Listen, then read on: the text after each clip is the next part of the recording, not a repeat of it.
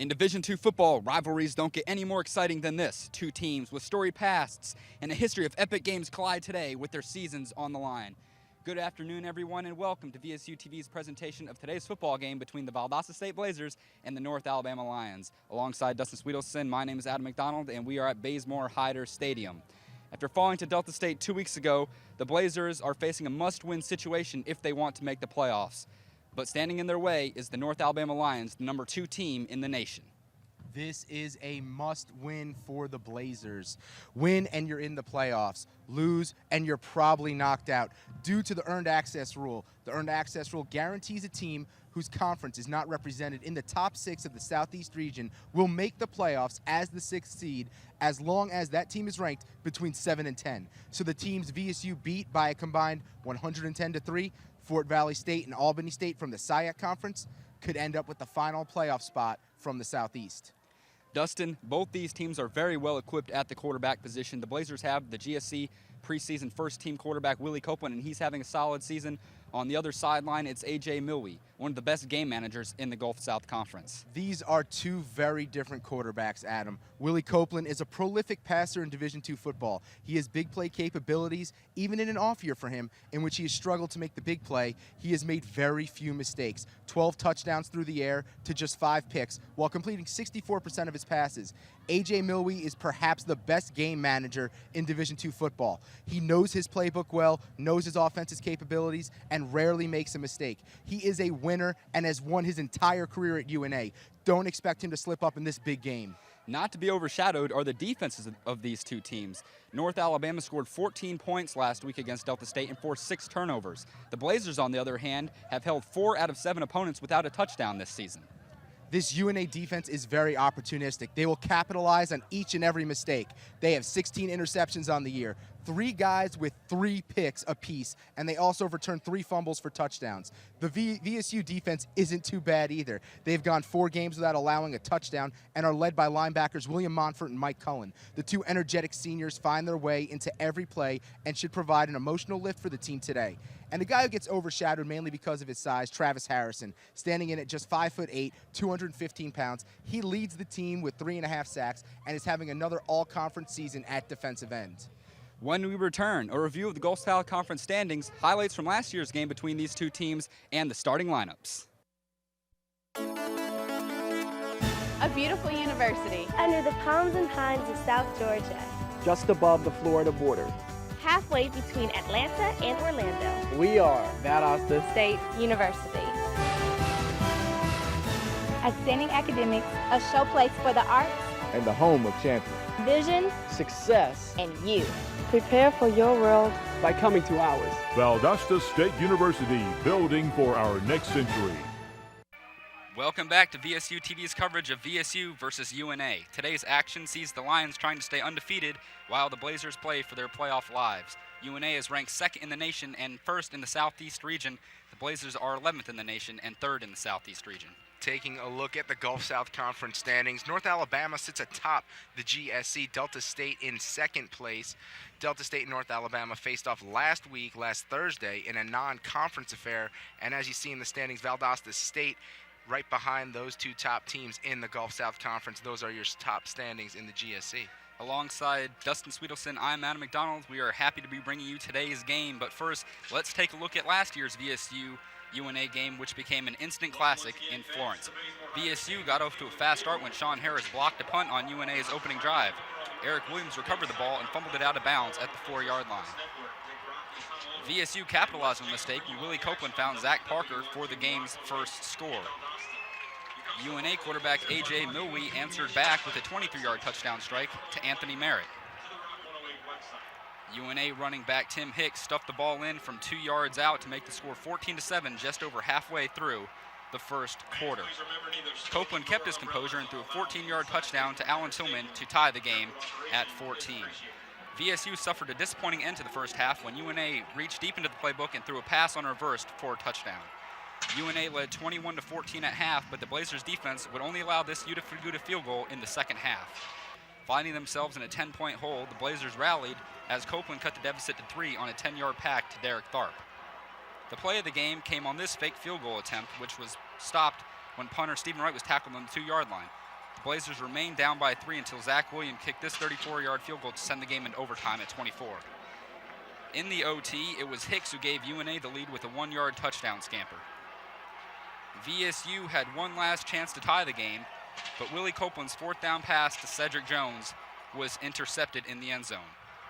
VSU forced a fumble and recovered the ball, but the game was already over because each team only gets 1 possession per overtime.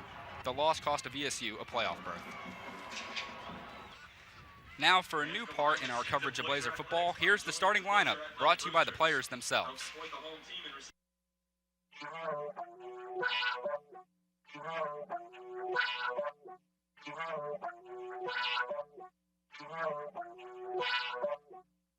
I'm Rooster Russell, a senior captain from Jacksonville, Florida. I play center. The rest of my O-line is Abunio Corchado, a senior. Gerald Davis, a senior. Davis Null, a junior. C.A. Sanders, a senior. I'm Jeffrey Felton, number 1, the captain and senior wide receiver from Cordell, Georgia. Playing alongside me at receiver today will be Travis Taylor, a senior. Josh Ram, a junior. Mr. Incredible, Cedric Jones, a sophomore. I'm Willie Copeland, number 13, senior captain, starting quarterback from Rex, Georgia. Starting in the backfield today with me will be the team comedian, Michael Terry, a senior. I'm Travis Harrison, number 47, senior captain from Jessup, Georgia. Playing alongside of me on the defensive line today will be freshman DeMario Jones, junior Jamel Daniels. At defensive end, alongside myself, will be senior Bo May. I'm William Mumford, number 48 for the Blazers. I'm a senior and a team captain from Cordell, Georgia. And beside me today will be the insane Michael Cullen, a senior, and the wild Larry Dean, a redshirt freshman. I'm Maurice Leggett, senior cornerback from Pittsburgh, Pennsylvania. Starting alongside me is Sean Harris, senior cornerback, Mighty Mouse. At safety, downhill safety, is Everett Kitchens.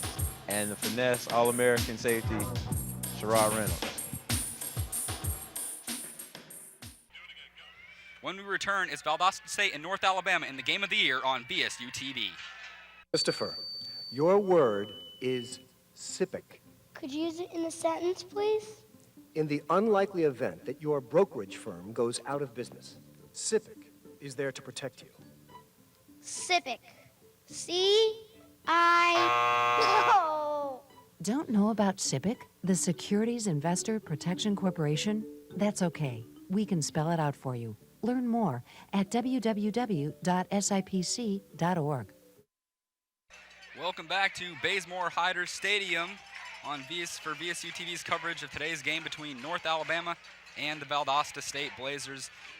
I'm Adam MacDonald alongside colorman Dustin Swedelson. We expect a good game today. North Alabama won the toss. They have deferred to the second half, so the Blazers will receive the opening kick. I like this, Adam. Coach Dean is looking to send a message here. He wants his offense to set the tone for this game early on, and they're going to come out trying to fire on all cylinders against a very tough North Alabama defense. Cedric Jones and Roger King are the deep men for Valdosta State. Kicking off for North Alabama is Kenny Spencer.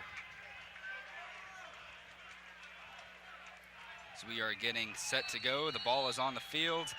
And in a few seconds, we are about to see the number 2 team versus the number 11 team in the nation.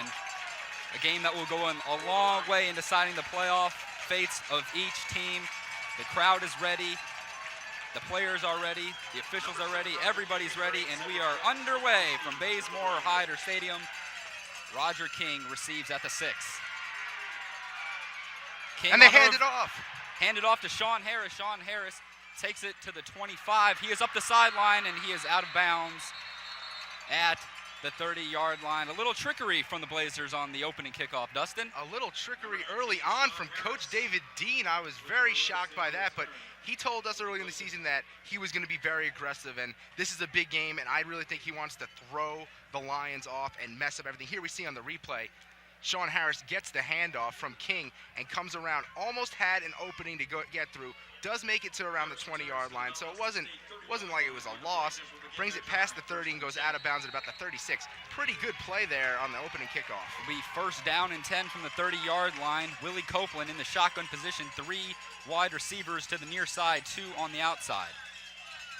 Copeland's pass is caught over the middle by Clay Calloway. He's tackled at the 36. That'll be a gain of 6, brings up 2nd and 4. And there's Willie Copeland throwing underneath. Calloway was one of his backup routes there, as we see Willie in the replay drop back, throw one underneath to Calloway. No one really near him, and is able to pick up a few yards on the play. Clay Calloway needs to get into this offense a little more. He's a pretty good receiver. They just have to find him the ball. As usual, the Blazers go no huddle, kind of a muddle huddle offense. As Willie Copeland now has the back, and it's Ronnie Nelson. He is open. Copeland throws it to him. He spins around, and Ronnie Nelson will have a first down, and he is tackled at the 41-yard line. First down, Blazers.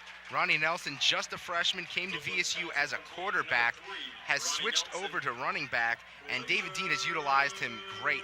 He's got a lot of speed, and for a guy who's not that big, Ronnie Nelson, just 5'10", 169 pounds, he doesn't go down easily.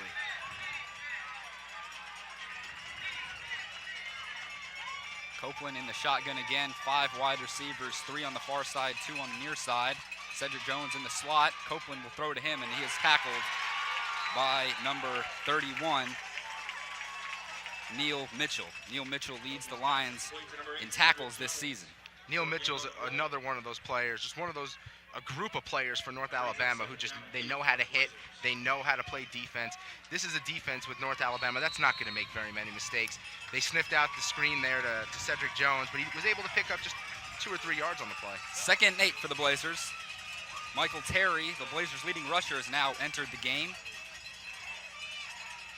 And the fake throw and the handoff to Michael Terry, and he has a 6-yard gain. And I like this play call here, Adam. North Alabama's looking for the pass. Give it to the bruiser, Mike Terry, the senior, having a great year, averaging 8 yards a carry. He picks up a couple yards, but I like the way the VSU offense is working. They're not looking to go deep. They're not asking for people to do too much early on. They're willing to pound the ball. Biggest play of the game so far as we are 12 minutes and 50 seconds in. 3rd down and 5 for the Blazers. North Alabama crowd on its feet. Willie Copeland in the shotgun. Rayshawn Robinson is in the game at running back. 2 wide receivers to the near side and 2 to the far side. Copeland shuffles it, and it's going to be an incomplete pass. That will bring up 4th down and 5, and the Blazers will be forced to punt. North Alabama's defense holds. Not sure I understand that play call. You go with a shovel pass on your first drive in the game when you're trying to swing the momentum your way and make a statement in your first drive. I really don't understand what the thought process is there, but we'll see what the Blazers do on defense. Maybe they have a lot more faith in their defense than I do. Jason Messing back to receive.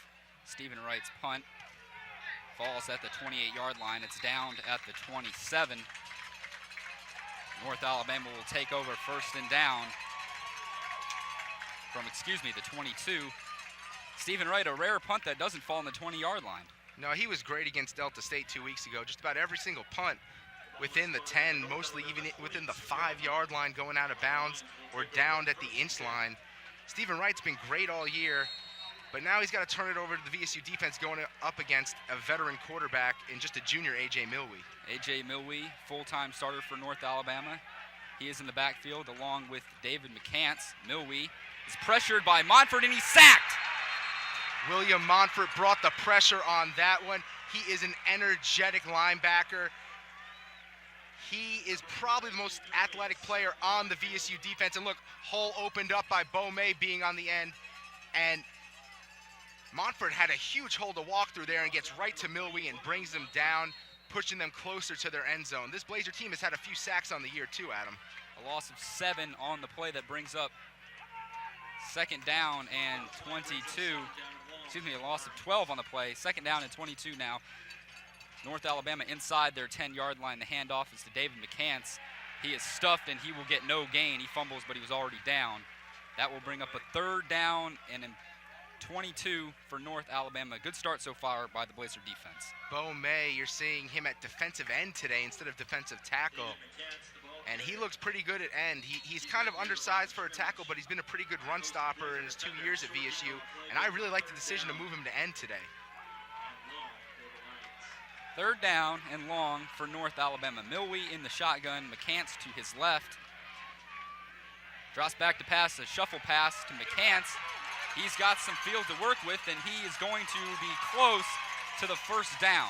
But there's no reason he should even be close to that. This is what we've seen out of the VSU defense all year. They hold the team, they push them back, they're 3rd and long, they're 3rd more than 10, and somehow a quarterback's able to shovel something underneath or hand one off, and the running back gets near or gets the 1st down, and that's something the defense needs to address. Here you see them going after the tackle, but it's too little, too late, as they're right near the 1st down marker. Luckily, it's 4th and 1 and not 1st and 10. On a 3rd and 21, North Alabama picks up 20 yards, but they will be forced to punt. The punter today is Will Batson. He will be kicking to Sherrard Reynolds. Reynolds capable of breaking one off at any time. The punt is a high spiraling kick. Reynolds takes it at the 25, and he is down at the 31. He was hit hard on that play by number 52. Michael Johnson. Michael Johnson playing special teams. He was an all-conference player last year for UNA, a 2nd team all-GSC player. And North Alabama's been able to reload because they lost 10 first-team all-Gulf South Conference players from last year, whether it be due to transferring out or not playing on the team this year for whatever reasons. And they're able to reload and be the number 2 team in the nation. The Blazers bring in 2 new offensive linemen on the left side. That's Adam Hollingsworth is the left guard, and Quentin Rainey is the left tackle. Blazers are in I formation, something we saw last week against West Alabama. This is only the 2nd game this year they've used it against, and they're going to roll out and throw, and Copeland's pass is caught by Palmer, and he's close to the 1st down. Scott Palmer getting a reception. He's had a couple this year. They've actually got him involved in the offense a little bit this season. He's been used mostly throughout his career here at VSU, a 5th-year senior, as a special teams player. But here, Copeland rolls out to his left out of the I formation, finds Palmer, bobbles it a little, comes down with it, and gets close to that 1st down marker. Good play by the fullback. Blazers back in the shotgun formation after running a play action in the I formation. Michael Terry is in the game at running back. Copeland hands off to Terry, and Terry takes it for a 5-yard gain right up the gut. Quick 1st down for the Blazers. I like what I'm seeing out of the I formation. Last week in Livingston, Alabama, against West Alabama, they looked pretty good out of the I formation. I was impressed, and I'd like to see it a little more today. Get some lead blockers from Mike Terry out of that formation and let him break off a big one, because he's capable of doing it. 1st down and 10 for the Blazers, all on their own 46-yard lines. North Alabama playing its 4-3 defense. Blazers have 2 wide receivers on the near side, 2 on the far side. Willie Copeland drops back to pass. He finds Michael Terry on the screen. It goes for nowhere, and there's a flag on the play, and it looks like it's going to be a holding on Zach Parker. There's going to be a holding. I don't know if it was on Parker or if it's on the senior lineman, Gerald Davis, but this is going to be coming back a little bit for the Blazers. Immediately signaled by one of the UNA defensive linemen, and to the cheers of the UNA fans that have made the trip from Florence, Alabama. There's a good many of them here. And that's a far drive. It's about 8 hours if you go directly, just under 8, and pretty supportive fans to make that bus ride along with the team and come down this way. North Alabama will accept the penalty, so instead of a 2nd and 10, it will be 1st and 20. For the Blazers, they are backed up to their 41-yard line. And it was on Gerald Davis, the lineman. He's gotten called for a lot of holds this year. He's one of the veterans of this team, played on that national championship team, and he was pretty good last year. He was probably close to great last year. Just this year getting beat a little bit on the outside. Copeland in the shotgun. Steps out, looking to the Coach Dean on the sidelines. North Alabama bringing a couple linebackers, Michael Johnson up to the line. And they don't blitz, they do blitz. And the pass is caught by Cedric Jones over the middle. And Cedric Jones, one of the best in open space. And there he goes down the sideline. See at the 40. He's down at the 30-yard line. He's forced out of bounds and a big pickup. The Blazers got the one-on-one matchup with Cedric Jones, and there's nobody in the Gulf South Conference that can match up one-on-one with him. Here we watch the replay. Copeland drops back, finds Jones coming over the middle. He's able to beat that all-conference linebacker Michael Johnson we talked about to the outside. And in open field, as you said, Adam, not many people can bring him down. He gets pushed out of bounds to the cheers of the crowd who erupted when number 8 got the ball. The Blazers moving quickly, trying to mess up North Alabama. He's trying to move personnel in and off the field. It's a first down and 10 from the 33-yard line for the Blazers. Copeland's handoff is taken by Rayshawn Robinson. He is down to the 25. Like what I'm seeing out of the Blazer running backs today. They're willing to take a hit and they want to run people over. Rayshawn Robinson runs over linebacker Leroy Collins, another one of those good linebackers on this team. He's third in the team in tackles, 39 tackles, 1 sack on the year for him, and Robinson barrels him over for the first down. Or excuse me, for a second down.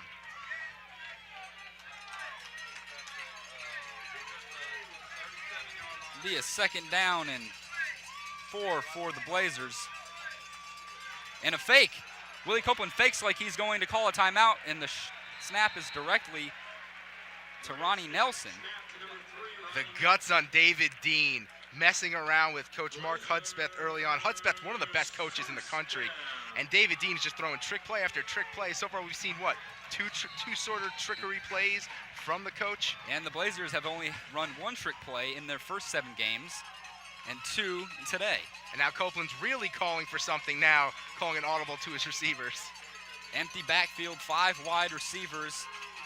Blazers have a first down and 10 from the 17-yard line. Copeland on the keeper. He rushes it inside the 10, and he's down at the 9-yard line.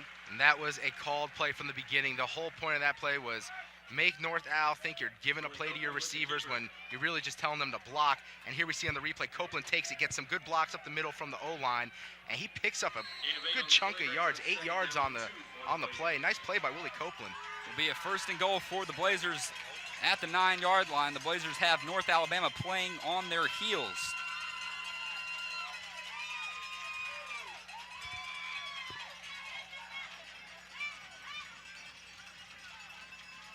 Copeland's handoff is to Ronnie Nelson. Ronnie Nelson is wrapped up for no gain on the play. Brings up third down, Adam, and the Blazers have had a lot of struggles this year in the red zone. No Derek Tharp, leader in touchdowns last year. He's not around this year, and they've had a lot of trouble putting the ball in the end zone when they're within the 20-yard line. And let's see what they do here. I think that Coach Dean is going to go for the first down here rather than go for the end zone. Third down for the Blazers, 2 yards to go. Blazers in the I formation for the second time today. And the pitch is to Rayshawn Robinson. He has the first down, and he is inside the 4-yard line. That will bring up a first and goal for the Blazers. Again, fake handoff to Cedric Jones on the end around. Kind of threw a couple defenders off. Rayshawn Robinson barrels over a defender again, as we see on the replay. Look at Rayshawn Robinson, the Americus native, just lower his shoulder. Him and Mike Terry, both from Americus, Georgia, both played high school ball together. They consider each other best friends, and now they're playing at VSU together and similar runners. North Alabama takes a timeout. We'll be right back on VSU-TV. I got a ham sandwich and some pretzels. You want some pretzels? No, I was about to trade you some cookies or something. Like what? I don't know. Like an orange. Forget it. Hey, Jay, you got anything? Don't ask Jay.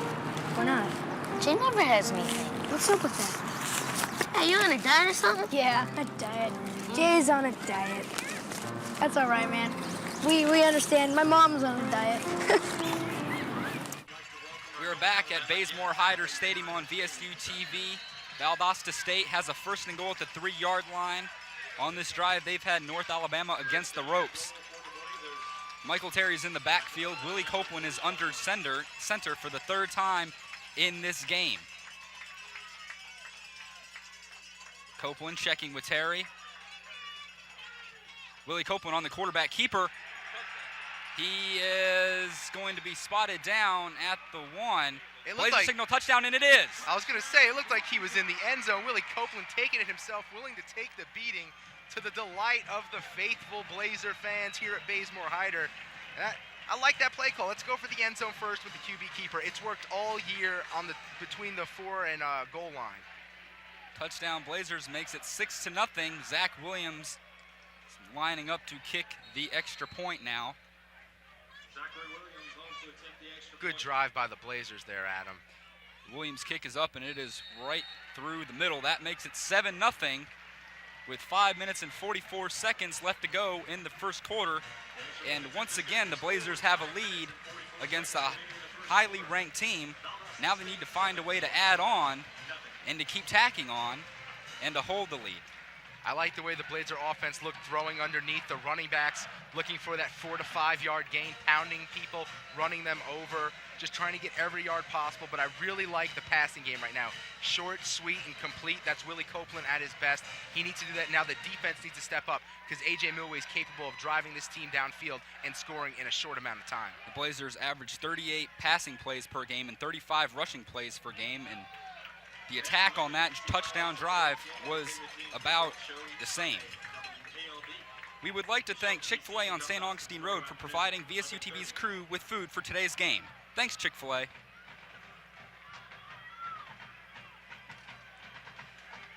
Valdosta State kicking off. Chad Gallahan has the kickoff duties. Back for North Alabama is Ed Gant, and the running back, David McCants.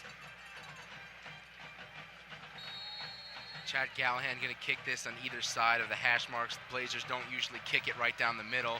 None of their coverages are for right down the middle, so let's see how the special teams can hold this UNA special teams down right now. Gallahan kicks it off. It is pretty much right down the middle, and that's Ed Gant, and he is stuffed by Everett Kitchens. At the 25-yard line. Everett Kitchens has elevated his game to another level this season. He has become a feared defensive back in the Gulf South Conference as we see him lay out the returner here. Look at that hit. Perfect textbook hit by Everett Kitchens. He is going to be at least second-team all-conference this year. And Coach Dean said that he probably wasn't very comfortable last year, so he wasn't willing to explode on people. But now he's a little more comfortable this year, and he's willing to explode. Well, the Blazers are called for offsides. That will nullify Everett Kitchens' big hit, and the Blazers will back up 5 yards to the 25 and kick it again. Celebrate Valdosta State football with the David Dean Show, airing on VSU-TV every Tuesday night at 6 and Wednesday nights at 8.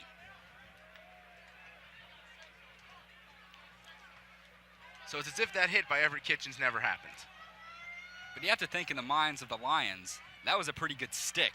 That's not something that you can just erase from memory in 5 minutes. Everett Kitchens has been doing that all year, and I love what I'm seeing out of him. He's willing to allow receivers when he's playing defense to catch the ball, but he won't let them get 2 feet on the ground. He's going to hit them before they get anything on the ground. And we saw that there. He's willing to sacrifice his body and lay out completely for the hit. And now someone else is going to have to do it, whether it's Sean Weathers or Scott Palmer, guys who normally do it. Gallahan's re-kick, not that far. It is caught at the 28 by David McCants, and he is brought down at about the 38-yard line. That's where they will mark forward progress. North Alabama trailing 7-0 will take over 1st and 10 at the 38. Now we're going to see A.J. Milway try to drive his team downfield and score. He's capable of doing this. This junior is a winner. He is one of the best quarterbacks you will see in Division II football, and he's got some good receivers in Reggie Hubbard and Jason Messing and Jomel Campbell to get the ball to. Roger King gets to start at right cornerback in place of Sean Harris today. He is on Ed Gant. Milway is in the shotgun, and he hands off to Brendan Pickett. The backup running back takes it for an 8-yard gain. Number 29, Brendan Pickett with the carry. As you said, Roger King starting at corner, a little more physical than Sean Harris. Maybe not as good in coverage. We don't really know. We haven't seen him much this year, but he's a little more physical than Sean Harris. Jason Messing coming over in motion. North Alabama has 3 wide receivers to the near side. They are Ed Gant, Jomel Campbell, and Jason Messing. 1 receiver to the outside, now 2 as Brandon Pickett goes out there. The throw to Pickett, it's a screen, and he takes it up the middle, and he is finally brought down at the 42-yard line. A big hit by Everett Kitchens again. And there is a flag around the 50-yard line, maybe a hold, but I don't know. Let's watch the replay here. A.J. Milwee finds his receiver. Good play there. And it was number 29, as you said, Brandon Pickett. Pickett on the screen and gets hit hard by Everett Kitchens. O-line did a great job in that play of getting off their blocks and blocking downfield. The UNA O-line is a pretty quick offensive line, and they made a pretty nice play there. Valdosta State is hit with a 15-yard face mask, personal foul. That will bring the UNA crowd to its feet. And the penalty on the kickoff, which forced a re-kick, set up North Alabama in great field position. They have a screen that goes for about 15 yards, and then an added-on 15-yard penalty. And just like that, the Lions are driving. They are down to the 27-yard line, and they have a 1st and 10.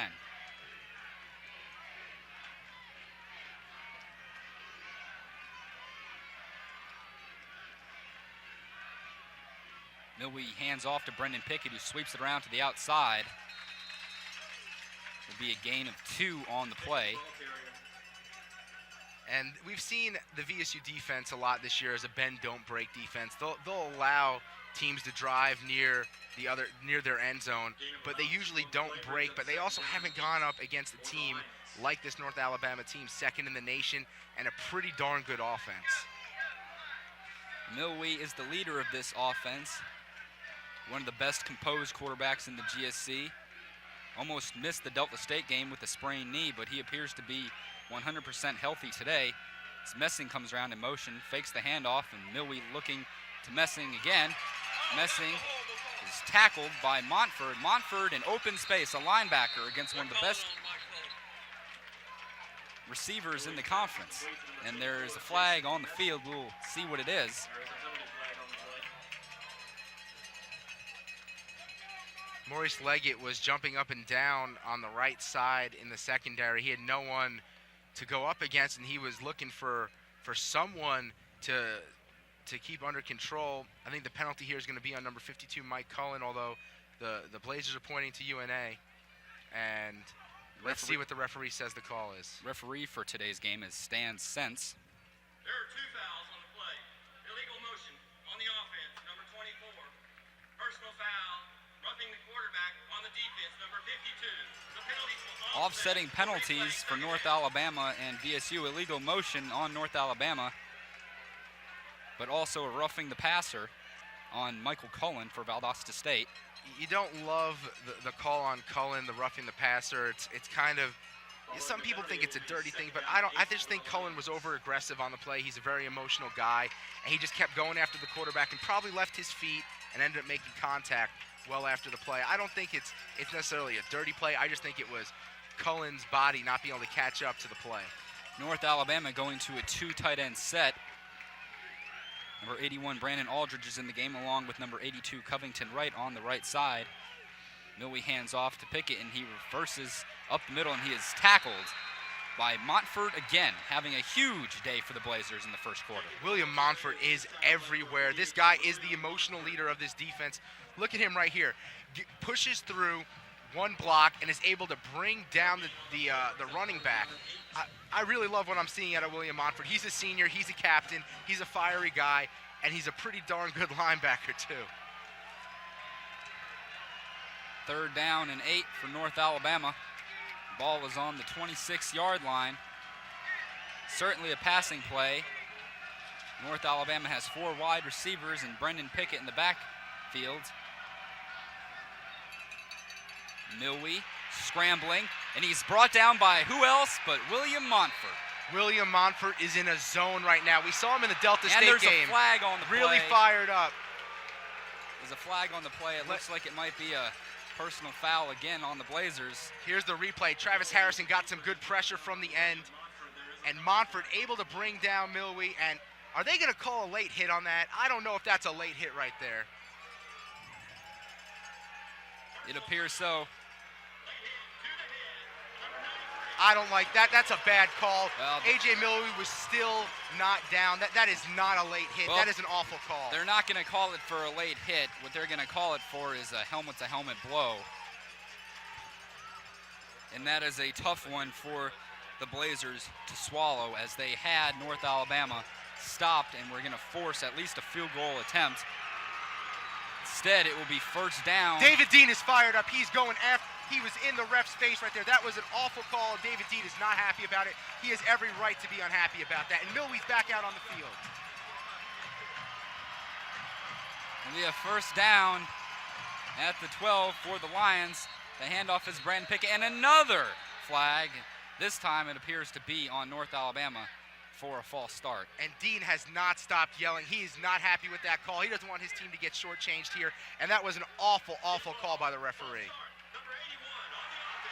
VSU crowd able to get in the head maybe of the North Alabama O-line there and throw them off. A lot of noise going on from that side of the field. I believe that was a mock cheer from the Valdosta State crowd. Of course, in this game last year between these two teams, the Blazers were penalized 14 times, including once down near the goal line in overtime, a very questionable call. Then head coach Chris Hatcher had the same mentality that David Dean just had. So North Alabama backs up. It's now 1st and 15 on the 18-yard line, and this drive continues, virtue of penalties by Valdosta State. Handoff is to fake to Brandon Pickett. Tackle made on Milwee by Everett Kitchens. Everett Kitchens and William Montfort, the story for the Blazer defense thus far. Penalties have hurt the defense, but the Blazer defense is able to rebound because Kitchens and Montfort are making great open field tackles. Second down and 14 for North Alabama. Ball on the 17-yard line. VSU leads this game 7-0 with a minute and 23 left to go in the first quarter. North Alabama trying to answer the call and tie this game. Milwee hands off to Brandon Pickett, the backup running back, and he is brought down for a short gain. That'll bring up 3rd down and long. Pickett's seeing a lot more time today than McCants, the usual starter.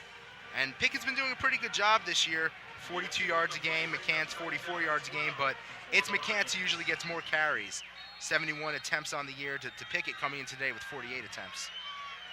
Reggie Hubbard, the wide receiver for North Alabama, checks into the game. Joe Maul Campbell also in at receiver. Dave McCants in at running back. Look for the fade route from A.J. Milwee. Rocky Coleman is lined up on the outside on the near side. Big play, 3rd down and 12 for North Alabama. Milwee drops back to pass, and it's incomplete. Defended on the play by Maurice Leggett. That will bring up a 4th down, and it will bring out the field goal kicker, Scott Sheridan, who is 6 for 10 on the season. Again, bend, don't break defense. Maurice Leggett breaks up the pass here. He's a big, big corner. Former linebacker, converted to safety and secondary last year. Now he's a shutdown cornerback. And that was a nice play by number 2, Maurice Leggett. The holder is Heath Ballard. The snapper is Heath Ballard, the holder. And the kick is up, and it is good. North Alabama on the board, 7-3. Blazers lead. And a long drive that saw several penalties on each side of the ball ends in 3 points. Blazers need to cut down on the penalties. I know there was a questionable call, but it's a penalty nonetheless. You can't be shooting yourself in the foot and expect to win ball games. You're giving UNA too much. They're giving them too much field with these penalties. Probably 30 yards of penalties given to the Lions there, and the Lions are able to capitalize. Lucky for the Blazers, the defense didn't break and was able to hold them to just a field goal. Wildcat Traditions celebrates America's winningest high school football program. Join Coach Rick Tomberlin and host Monty Long every Thursday night at 8 p.m. on VSU-TV. If you're the North Alabama coaches, you've got to be telling your offense right now, guys, so many penalties on VSU, you have to be able to take advantage with the touchdown. You have to capitalize there, especially with the playmaker receivers they have. I mean, they've got two receivers in Hubbard and Campbell who are as good as you're going to find a team of receivers in any Division II team, and Milwee really hasn't utilized them well. They've been going to Brandon Pickett on the ground a lot. I'd like to see Milwee throw the ball more if I'm head coach Mark Hudspeth. Scott Sheridan, the field goal kicker, will now kick off for the Lions. It's North Alabama's second different kicker on kickoffs today. Deep for the Blazers, number 8, Cedric Jones, number 7, Roger King. The score 7-3. Sheridan, it's a low line drive, which will be taken by King at the 2-yard line. King, he tackled at the 22-yard line, and another flag on the play. Referee's a little yellow hanky flag happy, aren't they? This one's probably on the Blazers, probably a block in the back, just judging by where the flag was thrown. Well, the ball right now is spotted at the 23. It will be a holding on Travis Taylor. The ball will be moved back. Let's see if Willie Copeland can take up a lot of clock here in a drive for a touchdown going into the second quarter. Just 16 seconds left here in the first. Copeland really needs to have a big game today. I know he has a bitter taste in his mouth from last year at North Alabama, where he was able to come back and pick apart their defense and then have to go home with a loss. So let's see what Copeland does in this long drive. Blazers have the ball on their own 9-yard line, have to go a long way. 91 yards for a touchdown, and the handoff is to Rayshawn Robinson, and he has a solid gain out to the 14. And that will wrap up the first quarter as the clock winds down, and the first quarter comes to an end with the Blazers on top, 7-3. Second down and 5. For the Blazers, that's the end of the first quarter. And if these people got on the couch and walked. Do you know how many kids are risking their health by eating unhealthy foods, stuffing themselves, and not getting any exercise? Oh, thank goodness. You got here just in time. Where's the problem? In there. Hey, what's going on? What are you doing? Here, try this. The original fast food. Doctors know that our children need a diet rich in fruits, vegetables, high-fiber vegetarian foods to help them grow up healthy. Call for a free booklet or visit kidsgethealthy.org. Welcome back to VSU-TV's presentation of today's game between the Valdosta State Blazers and the North Alabama Lions.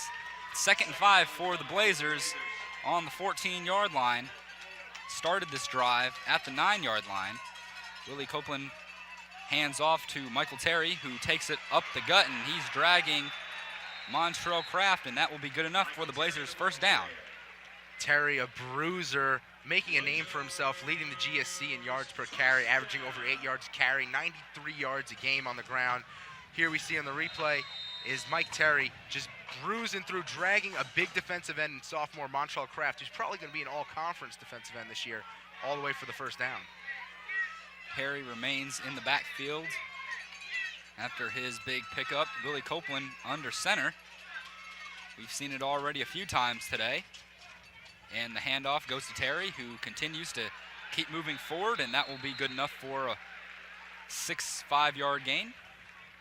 Terry again bruising up the middle, keeps his feet moving while he's getting hit up top. Terry gets through one guy, pushes over another, and it takes 2 defenders to bring him down. Good gain there by the Americus Georgia native. Ball at the 31-yard line. This drive started at the end of the first quarter with the Blazers on their own 9. Zach Parker, more of a tight end type player, lines up on the outside now.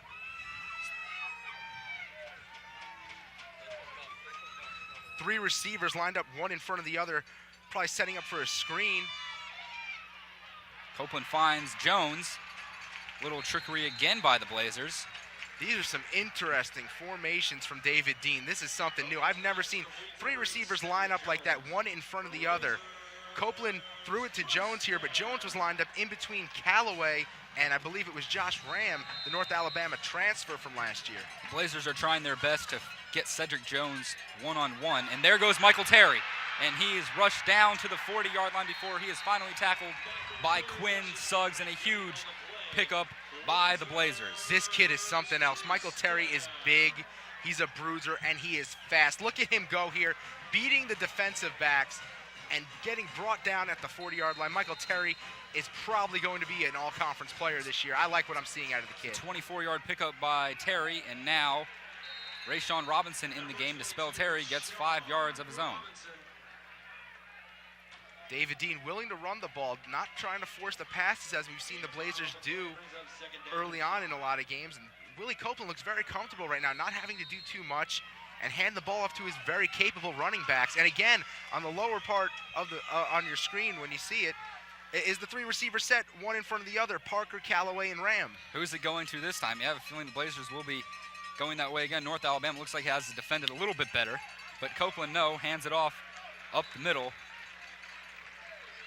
That will be close to a first down.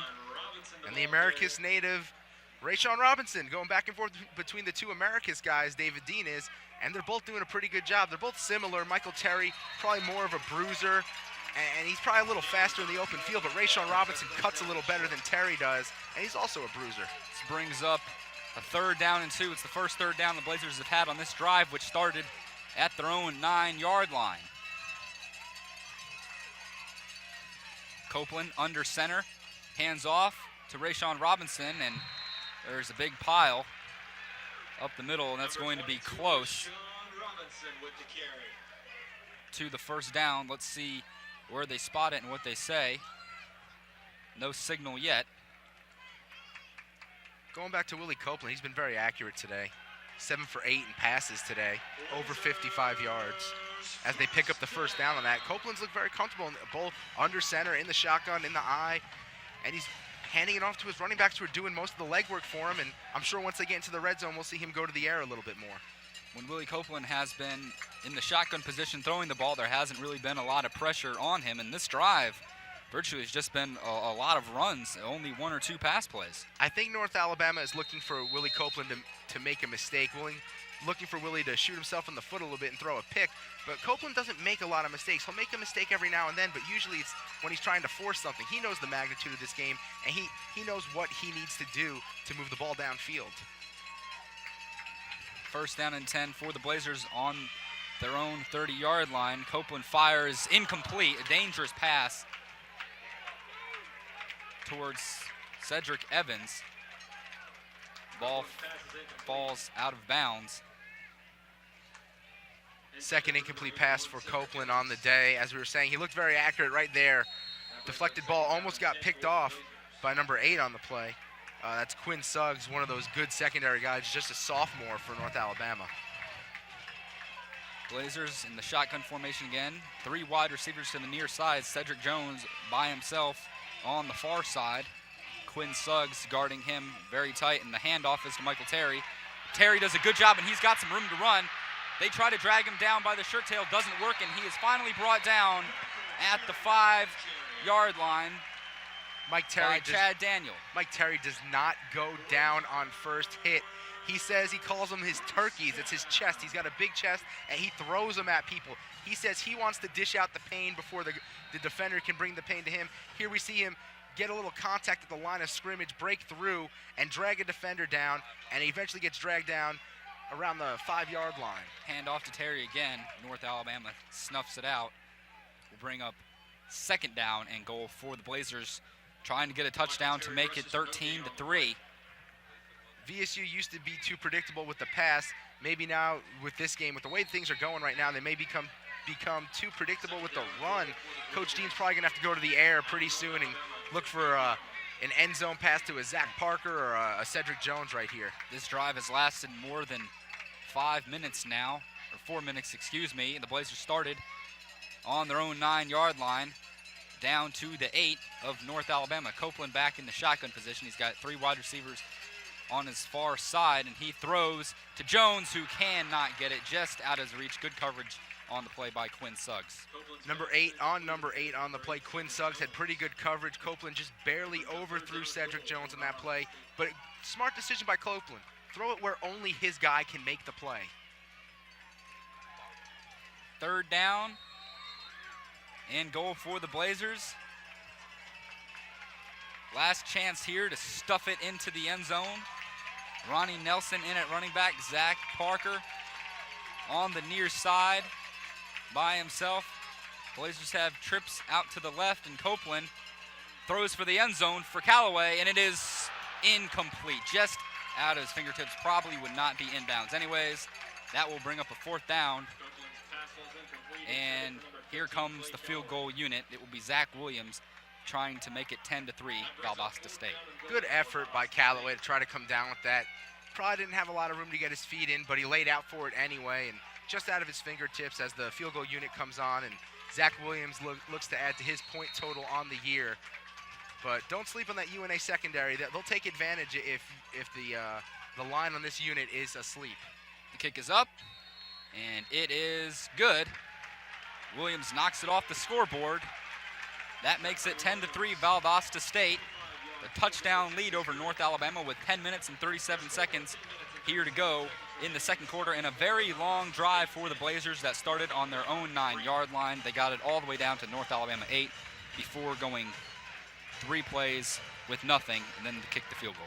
And there's no shame in walking away with just a field goal there. This is a top-notch defense you're going up against, and Willie Copeland looked very good leading this team downfield. He was very poised, and the running backs did a great job of moving the ball. There's no shame in just walking away with 3 points there. I don't mind it at all if I'm Coach Dean. North Alabama's offense will get another shot. Blazers on defense gave up a field goal last time, but they were penalized heavily on the drive. Fans, join Coach David Dean and guests on the David Dean Radio Show each Monday at 7 p.m. live on WPGA 105.9. The music department presents the Valdosta Symphony Orchestra performing choral classics. VSU choirs and the VSO will be led by conductor Paul Neal on Saturday, November 17th in Whitehead Auditorium at 8 p.m. For ticket information, please call 333-2150. And now this brings A.J. Milwee back out on the field, and let's see him drive the Lions back downfield. He's capable of tying this thing up. He should probably go to the air a little more than he's been doing, giving the ball to Brandon Pickett a lot. But UNA is best when A.J. Milwee is leading them through the air. Ed Gant and Dave McCann's deep to receive. The kickoff is a short one, taken at the 19-yard line by Gant, and he is finally dragged down at the 37-yard line. Chance Darley on the tackle. Darley, a senior out of Savannah Christian. He's brought down by number 30, Chance Darley. Blazers have had a rough time the past couple games on the kickoffs on defense.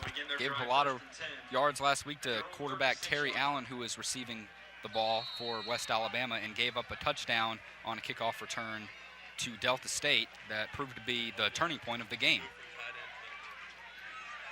Now it's A.J. Milwee at his own 35-yard line. The handoff to Joe Maul Campbell, who's a wide receiver, and he is brought down by a swarm of players, including Michael Cullen.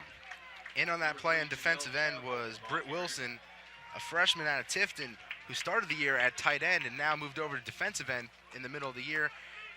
Jomel Campbell received the handoff there, picked up a bunch of yards. Campbell and Hubbard, 2 guys that Milwee's got to find right now. Those are 2 good playmakers for UNA, and they're gonna be the reason why A.J. Milwee can drive the ball downfield. David McCants on the carry. He's going to be 1 yard short of a first down. The Blazers had 3 defensive linemen in on that play that did not start the game. The only one that did start the game was Demario Jones, number 92, the nose tackle. And this brings up a big down for VSU's defense. 3rd down and 1, ball on the 45. Again, a young defensive line out there for the Blazers. No Travis Harrison, no Bo May. A.J. Milwee continues to go to the shotgun formation, although there's only 2 wide receivers for North Alabama. They have 2 tight ends in the game. David McCants is the running back, and he takes it up the middle for a first down. Good job by A.J. Milwee. The snap was not very good. He had to kind of bounce it in his hand, but he got it away in time. Here Milwee fields the poor snap, hands it off to number 2, Dave McCants. McCants is their leading rusher, gets the most attempts a game, and he's able to pick up the first down for the Lions. McCants in at running back because Tim Hicks is the starting running back that started the season out for the year. He burned VSU in last year's game, and Milwee rolls out to his right, and he finds Joe Maul Campbell. Campbell is finally brought down and tripped up by Jermel Daniels. Will bring up 2nd down and 2. Gain of about 7 on the play. C.A. Sanders, normally an offensive lineman, out there playing some defensive tackle for defensive coordinator Joe Cawthon.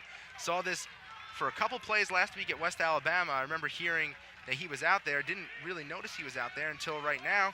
And he's out there again. Normally a very good offensive lineman, getting some time at defensive tackle, playing a little Iron Man football as C.A. Sanders. And VSU is pulling out all the stops today, aren't they, Dustin? And Milwee is going to be forced to take a timeout. Blazers lead this game 10-3, 8 minutes and 14 seconds left to go in the game. We'll be right back on VSU-TV. There's a naval battle being fought on land by forces armed only with commitment and compassion. Because every day, Navy volunteers combat homelessness, hunger, loneliness, and illiteracy by initiating community programs that touch people's lives. And while their exploits aren't honored with medals, it's hard to imagine a more moving tribute.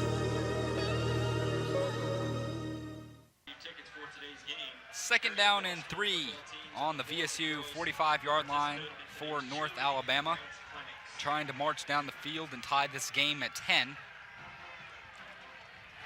A.J. Milwee doing what he usually does, manages the game. Not going to do anything too spectacular.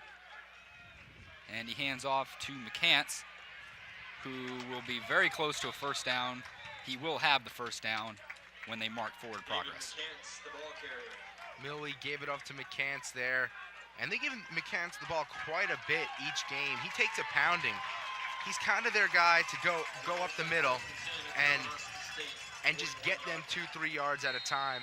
And he's physical. He's willing to take the punishment of an every down back. VSU on their last 2 offensive possessions had long marches down the field. North Alabama had a long march down the field last time out that ended in a field goal. They're doing the same on this drive. 1st and 10 on the 41-yard line for Milwee and the Lions. Milwee looking to David McCants, the running back. He's got some room. He's finally pushed out of bounds by 21, Kenneth Hale. He'll be a couple yards shy of the first down. Mike Cullen and Kenneth Hale over to make the tackle there. Milwee finds his running back, David McCants, who's having a pretty good day, getting the ball a lot. And he gets near the first down marker, gain of about 8 yards, bringing up second down on the 33-yard line. Second down and 2 for North Alabama. Different running back in the game. It's Brandon Pickett. Milwee looking deep, and he overthrows everybody. Good coverage there by Greg Petty, number 36, and Kenneth Hale, number 21. Pass intended for number 19, Rocky Coleman. And the Blazers are very deep in the secondary. Kenneth Hale, Greg Petty could probably start on a couple different teams in the Gulf South Conference in the secondary. However, here at VSU, where Maurice Leggett, Roger King, Everett Kitchen, Sherrod Reynolds, guys of that nature are here, they see plenty of time, but they usually don't get to start. And when they're in the game, they make their name known. A big 3rd and 2 for North Alabama. They've already converted 1 3rd and 2 on this drive, looking for another. Jamal Campbell in motion. Handoff is to Brandon Pickett, and he will be wrapped up by Travis Harrison. No, oh, no. It's a fake to Jamal Campbell, who fumbles it, and it's recovered by Roger King. They're going to say he was down. How about that when everyone in the stadium... No, they're going to give it to the Blazers. Everyone in the stadium was fooled on that one. I could have sworn Roger King had made the stop. Ball comes over here. Good run by number 3, Jomel Campbell, the receiver. Let's watch his fake handoff. Great fake by Milwee. No one even knew he had it except our cameraman. Great work by the cameraman there. Jomel Campbell gets the ball, brought down by Sherrod Reynolds, and the ball was coming loose as Reynolds was bringing him down. He didn't have full possession of it, and King recovers it. Roger King, Sherrod Reynolds teaming up in the secondary to make a big play for the Blazers and change a little bit of the momentum that was starting to swing UNA's way. Good call by the referees. As you saw in the replay, Jamal Campbell was fumbling the ball before his knee was down. He put up a little bit of a fight, but not much of one, and the Blazers take over on the 17-yard line on the first turnover of the day. Willie Copeland hands off to Michael Terry, who's brought down behind the line of scrimmage, and he's got nothing on that play. Number 97, Darcy Coleman, the junior out of Cleveland, Mississippi. Funny, from Cleveland, Mississippi, goes to North Alabama. That's where Delta State is located. He sniffed out that halfback delay out of the shotgun formation and was able to knock Michael Terry down for no gain. Ball on the 16-yard line.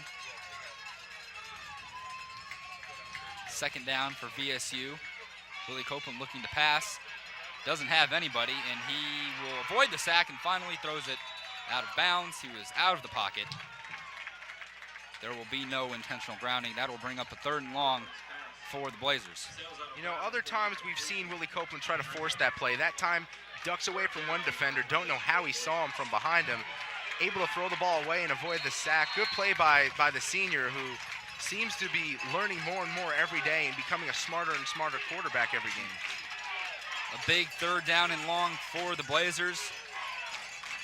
They are on this drive because of a turnover, looking to capitalize on it. Ronnie Nelson in the backfield.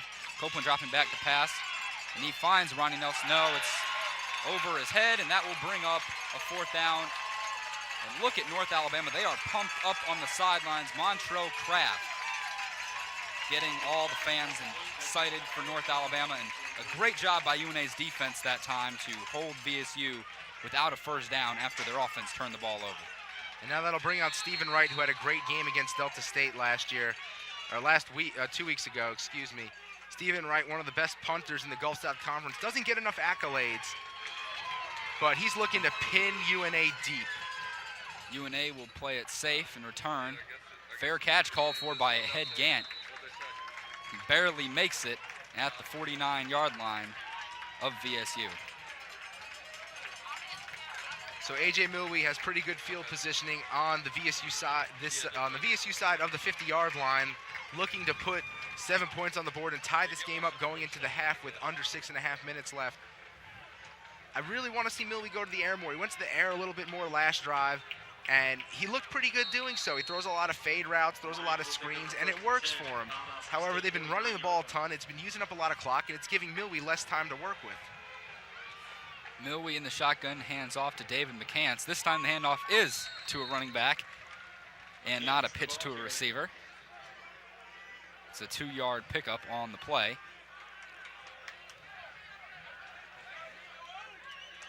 See Milwee looking for the signal from Coach Mark Hudspeth and offensive coordinator Kenny Edenfield.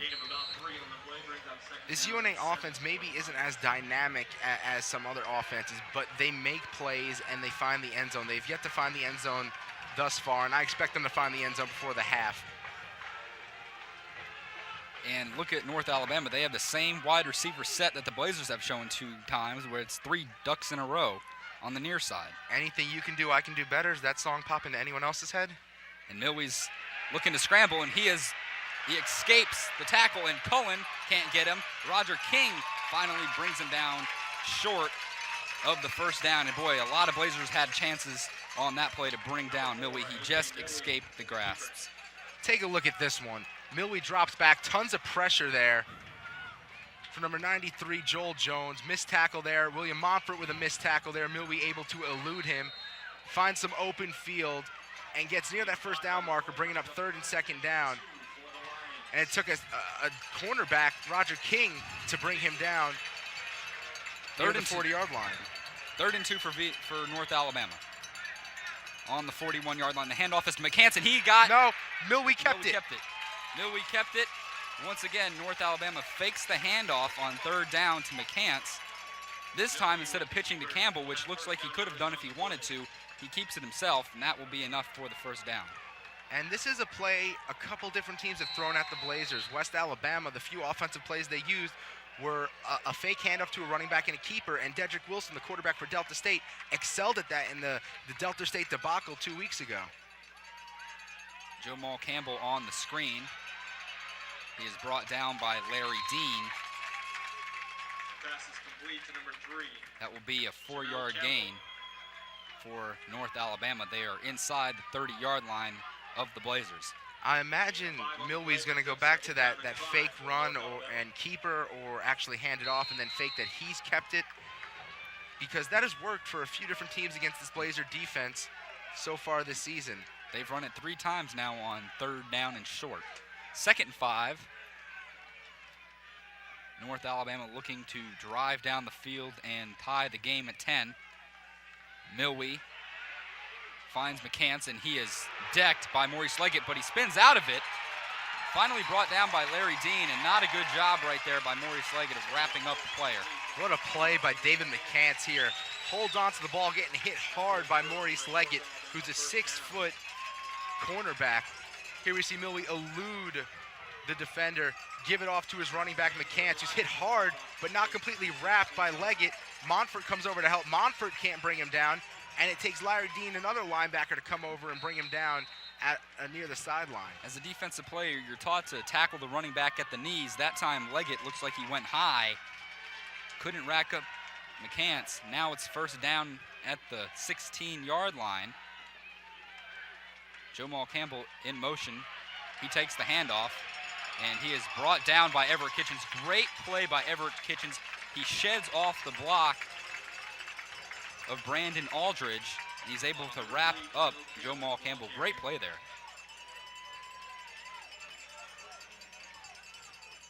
You see the VSU coaching staff, Tim Thompson, former defensive end for the Blazers, helping out this defensive line, which is very young, very fast, but very young, and looking to make a big stop here near their own end zone. North Alabama, second down to go. The handoff is to Brandon Pickett. He takes it up the middle. And that will be enough for the first down. Brandon Pickett, the ball carrier. Now the Lions are going to look to use up as much clock here and try to score right before going into the locker rooms at the half with the score tied at 10. Under 3 minutes to go here in the half. And they're going to come out and measure this one, see if he actually did reach the marker. The spot doesn't look like it was too great of a spot for UNA. Nah, it looked like he was down more towards the 6. They mark it back more towards the 7. And no, North Alabama is going to be a foot short. Not a very good spot there. I really thought that was closer to the end zone, but I'm sure the Blazers will take that one. Try to get the stop here, hold them to just a field goal, and then maybe try to score with under 2.5 minutes left when they get the ball back before going into the locker room.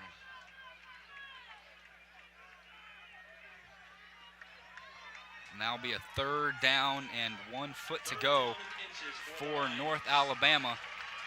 They are on the 7-yard line. They are looking for the game-tying drive here with just under 3 minutes to go in the first half. It's been a dandy so far, folks. We're glad you could join us for this one. And for the first time today, A.J. Milwee goes under center. And there are two fullbacks in the game. The handoff is to McCants, and he is close. Let's see where the spot is, Adam. The spot appears to be a little bit better than the last spot they got. It's debatable where this is going to be called. Both teams are hoping they get lucky on this one. They're going to mark him right at the 6-yard line, and that is going to be enough for the first down. Valiant effort by the Blazers, but there were just too many guys from North Alabama pushing up the middle. That's going to bring up first and goal. 2 minutes and 41 seconds left. The clock is ticking. North Alabama with 1 timeout remaining. This is where the Blazer defense needs to bend, not break. They've allowed them into the red zone now. Now they have to make sure they do not allow them into the end zone. Brendan Pickett is the running back. A.J. Milwee takes the ball, and he's going to look for in the end zone, and it is going to be caught in a touchdown. Boy, that ball was awfully close to being out of bounds, but a great job on the play by North Alabama's wide receiver, and that's going to move the game to 10-9. Jomel Campbell, the acrobatic catch here. Let's see if he gets his foot down. And he did. He just barely kicked his foot down as he was being pushed out of bounds. Great play by the wide receiver. North Alabama with an odd setup on the extra point attempt. Now they get back to what we're normally used to seeing. Scott Sheridan with the point after attempt to tie the game. The kick is up, and it is good. Almost blocked by Maurice Leggett. The game is tied at 10 apiece with 2 minutes and 11 seconds left to go in the half. North Alabama's crowd is on its feet. They drove a long way from Florence, over 8 hours to see this affair. And this is what we expected, Adam. We expected these teams to go back and forth all day long. 10-10, 2 minutes left in the first half. Want to see what David Dean's going to do here with 2 minutes. Normally this year we see him come out and just kind of sit on the ball, just relax and go into the half with whatever the score is. But he's been very aggressive today. And I like what I'm seeing out of him. He's been tricky, he's been aggressive. I think he's going to try for another score before going into the locker rooms because the Blazers will be kicking to the Lions in the second half. The Lions have put together a couple good drives in a row. One was stopped on a fumble recovery by the Blazers, but 2 minutes, 11 seconds left to go in the first half. The Blazers have all 3 timeouts remaining.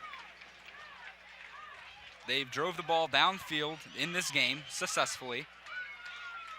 So I believe you are right, Dustin. The Blazers are definitely going to have to try to come out and put some points on the board and go into halftime with the lead, get some momentum back before the half. Scott Sheridan will kick for North Alabama, be kicking to Cedric Jones. PJ Kerr-Beam's back there for the first time today. And the kick will be taken by Jones. He fields it at his feet. He takes it to the 30, and he's got some room. He's fast, and he is down at the 50-yard line. And that great gives return by Jones. That gives Willie Copeland just half the field to work with now. Brings it to the 50-yard line. Cedric Jones, the best playmaker for the Blazers. And that's a huge return right there. Cedric Jones, really not the main return guy. Roger King, sometimes Sherrod Reynolds back there, the main return guys. But Cedric Jones stepping up there. Now with 2 minutes left, Willie Copeland has to drive 50 yards for another score. Willie Copeland's got 2 minutes to work with. He's got all 3 timeouts. The Blazers can definitely afford to run the ball. Time is not an option, is not a problem. And the Blazers have somebody open on the left side. Willie Copeland doesn't see it, and he hands off to Nelson, and he is crushed. Zach Parker was open for a little bit. There was a short window where Cedric Evans was open, and Copeland was brought down for minimal gain on the play. Copeland under center took the ball, and Ronnie Nelson gets in his way, trying to be the lead blocker for Copeland, and he just couldn't get out of the way in time. Copeland picks up maybe a yard on the play. 2nd down and 9. The Blazers had a wide receiver open downfield on that play. North Alabama was screaming for a defender to get to the far side of the field. Willie Copeland didn't look downfield, but he's looking downfield now, and he finds Clay Calloway, who's wide open. Calloway is out near the 39-yard line. It's going to be very close to a first down, but he's going to be just short at the 41. And a flag thrown, and North Alabama is delighted by the flag thrown, probably a personal foul. And if it's on Clay Calloway, it's not his first personal foul in the year for taunting or something of that nature. There is a penalty flag on the play. And the Blazers got this drive off to a great start when Cedric Jones returned it to the 50-yard line. In the first play, Willie Copeland ran into his own running back, and now on this play it appears the Blazers are going to be hit with a personal foul. Not the way Coach Dean was hoping things would go. After the play, personal foul, number 15 on the offense. And it is a personal foul on Clay Calloway, and that's inexcusable. You can't be doing things like that. Whatever he did, he probably spiked the ball or said something, or you can't do things like that, and rightfully so, he's not in on this next play. In a tie game, right before halftime, when you have a chance to go down and score and get the momentum back that you just lost, and you have a receiver who makes a boneheaded play and gets a personal foul, inexcusable. He shouldn't, and you're right, he's not on the field for this play. You're going to do something stupid like that, talk trash, something of that nature in a tie game when your team's looking to drive and you just picked up 8 yards? Inexcusable. Blazers now on their own 45-yard line. Have to reach the North Alabama 45 for a touchdown, and Copeland's going to take off, and he's going to pick up a lot of yards. And now the fans on the Valdosta State sideline want a penalty because Copeland was touched as he ran out of bounds. They're not going to get one. And they're not going to be happy, but I really don't see where the call would come. There was contact, but it was incidental out of bounds. Copeland had nothing to work with here. Rolls out, saw a ton of open field in front of him, and was able to get out of bounds to stop the clock. Smart play by the senior quarterback and captain. Copeland there bailing out his teammate Clay Calloway as the Blazers pick up the first down. There's 1:07 left to go in the half. The Blazers have all of their timeouts remaining. Copeland looking across the middle, and he has Jeffrey Felton, who catches it. Boy, he bobbled it and looked like he was going to drop it, and he picks it up at the last second. That's going to be a first down, Blazers, at the 30-yard line. Jeffrey Felton is a captain for this team. He's very emotional, two-year captain, and he's great at doing this, going over the middle. Bobbles it, able to hold on to it. Jeffrey Felton is a great slot receiver, going over the middle, willing to take a punishment. He's a little guy willing to take the punishment. Oh, and he would have been sick if he didn't come up with that one for his team in the biggest game of the season. Blazers now on the 30-yard line, first down and 10, clock with 47 seconds to go. Copeland heaves it to Cedric Jones. Great catch by Jones. What else would you expect from the true sophomore? He's down to the 25. Jones will always bail Copeland out if the throw's a little too high. Copeland on the run, a tough play for him. Scrambling to his left, throws it up, knows if he throws it in the air near Cedric Jones, number 8's coming down with it. Blazers used their first timeout to stop the clock with 40 seconds left to go in the half. The ball is on the 25-yard line of North Alabama. Blazers looking to drive and score.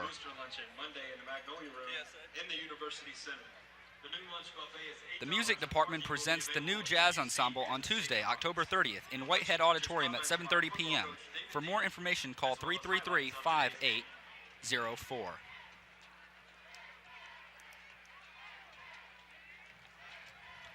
Great opportunity here for the Blazers. Get that momentum back that they lost when North Alabama scored.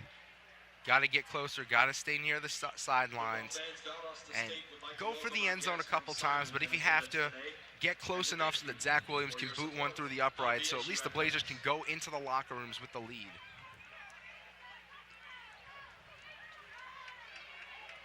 Clock doesn't appear to be an issue for the Blazers.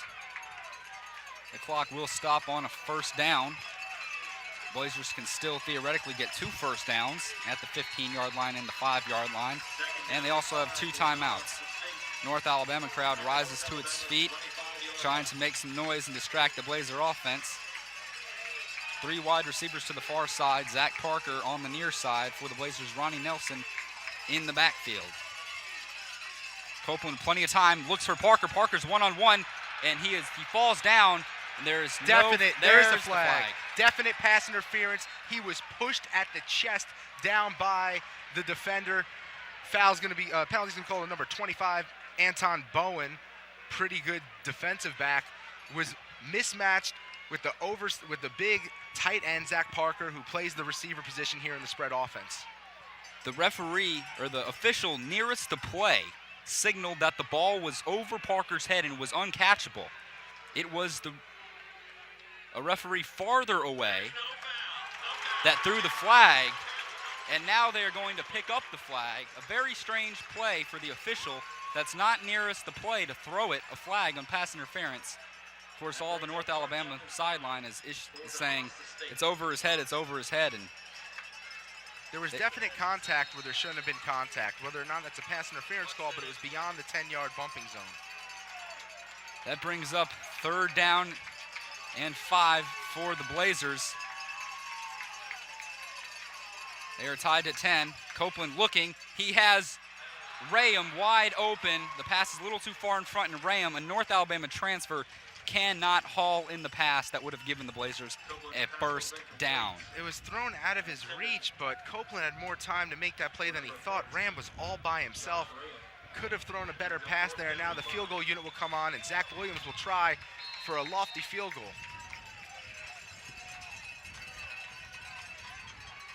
This will be a 42-yard field goal attempt for the Blazers in a game that could be as close as this one is. This could mean the difference in the ball game. The kick is up, and it is good. It is right down the middle, and a clutch kick for Zach Williams, a 42-yard make to give the Blazers a 13-10 lead with 24 seconds left in the first half. And Zach Williams is no stranger to kicking big field goals against North Alabama. Last year, kicked the game-tying field goal in the 4th quarter, which eventually sent the game into overtime. Zach Williams handling the pressure well there. early catch with the VSU quarterback as a part of the Brewster's Real Ice Cream Junior Blazers Showtime. Every Thursday from 8 to 10 p.m., listen to Mac and Swede on WVVS 90.9 Blaze FM for the X's and O's Show, VSU's original sports and rock talk radio show, covering VSU local, regional, and more. Please call in with your comments at 333-5661. The X's and O's Show, Jock Talk without the itch. 24 seconds left. This special teams unit of the Blazers needs to hold UNA special team deep because they're capable of some type of trick play. Mark Hudspeth is one of the best coaches at the Division II level, one of the brighter minds in college football. He's probably got something up his sleeve for just this kind of situation to put some points on the board. It will be very interesting to see what North Alabama does. They're going to get the ball back with about 20 seconds remaining, depending on if they run it out of bounds or take it up the middle. North Alabama only one timeout remaining. For the Blazers, what you want to do on this is make sure everybody has their assignments. You don't need North Alabama breaking the big one at this point in time in the game, and the kick is going to be a short one. Going to be fielded by David McCants at the 20-yard line, and he is going to have some room, and then he's going to finally be tackled by number 24, Carlos Anderson. That leaves 15 seconds on the clock. North Alabama is going to have the ball on the 42-yard line with one timeout left. Let's see what they come out and do.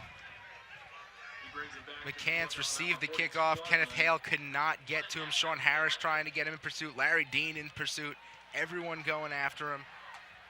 And it was a pretty good return. Now it puts Milwee in a situation where maybe he can throw to the sidelines a couple times, possibly get near field goal range. UNA's got a pretty good kicking team.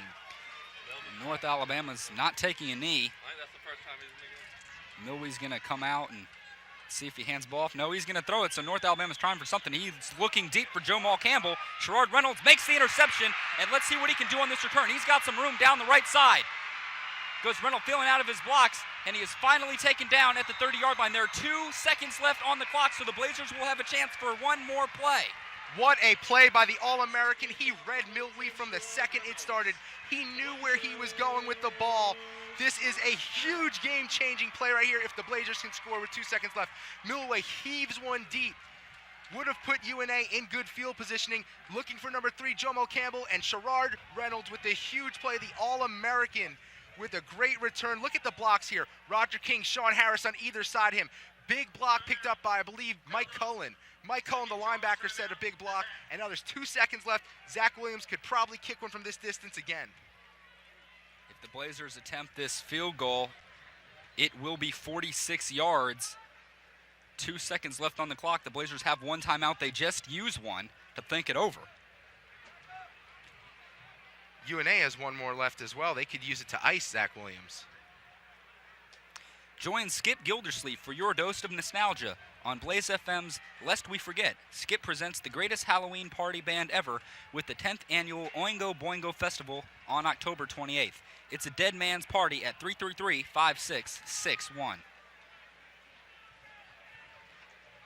Quite a turn of events. North Alabama looking to get some momentum back going into halftime. Milwee heaves one up. Sherrod Reynolds reads it perfectly, makes the interception, takes it all the way back to the 29-yard line. And the return was the big play there, getting the ball all the way downfield here so that the kicking unit and Zach Williams can try to bang another one through the uprights and give the Blazers a 6-point lead going into the locker rooms. And now North Alabama is going to play the ice game. They're going to use their last charge timeout to ice Zach Williams. He will attempt the 46-yarder. And when talking to Coach Dean, he talks about Zach Williams, and he says he rides that fine line between confidence and cockiness. And Zach Williams, you know, he's a kicker, but he's got a good attitude. And this right here normally phases a lot of kickers, probably doesn't phase Zach Williams, who wants all eyes on him and wants to hit that game-winning field goal. A faculty recital will be presented by the music department on November 5th in Whitehead Auditorium at 7:30 p.m. Dr. Larry Scully will perform his final concert in the complete sonatas of Ludwig van Beethoven. For more information, call 333-5804. Nice to see a decent turnout of fans with Georgia, Florida going on later today. VSU getting a decent amount of fans for this huge game as Zach Williams lines up for a big kick with 2 seconds left. Here we go. The 46-yard field goal attempt, and it's fumbled. Stephen Wright is going to be tackled at the 40-yard line, and it was the bad snap. The deep snapper is Joseph Farmer in North Alabama. Catches a break. They trail 10-13 at halftime. The Blazers with a chance to go up 16-10 right before the half, and that has to be a little bit of a damper to end the first half. A damper, but a lead for the Blazers going into the locker rooms, Adam. And a pretty good first half from both teams, played pretty sound football. When we come back, the start of the second half. Guys, what do you got? Got a 28-year-old black male, got 3 gunshot wounds to the chest. 1 upper chest, 1 lower chest, 1 center. Bleeding a lot. There are 2 paths a child can take. Sir, try not to move. Still. We have a 28-year-old male. For over 25 years, we've been helping children choose the right one. Communities and schools, helping kids stay in school and prepare for life.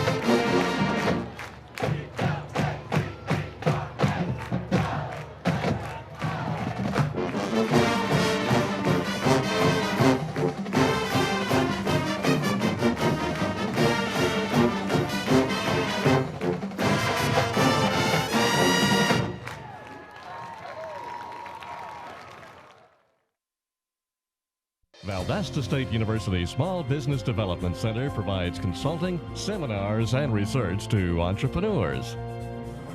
As my business has faced new challenges, I've seen the benefits of an ongoing relationship with VSU's Small Business Development Center. They've made a huge difference. Why not add your name to the growing number of clients taking advantage of free and confidential services and take your business to the next level?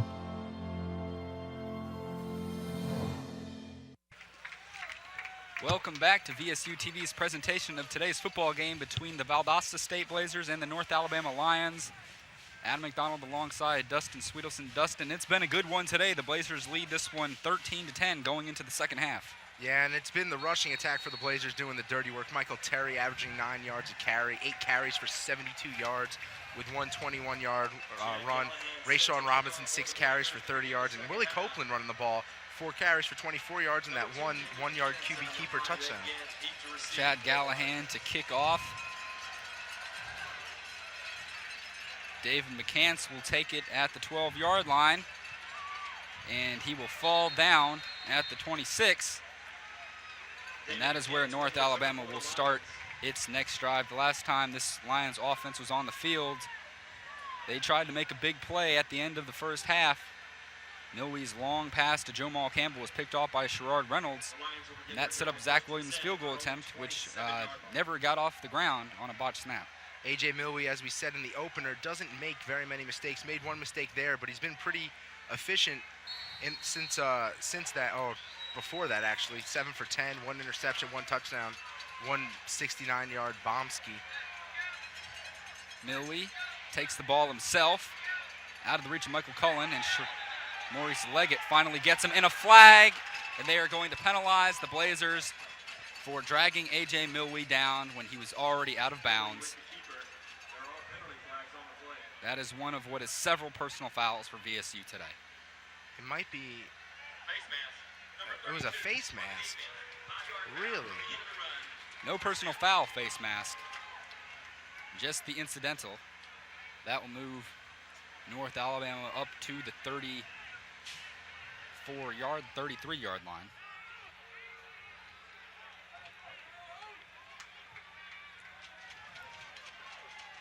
A.J. Milwaukie on the keeper here. We've seen him keep it a couple times. Has run almost every play in the shotgun formation.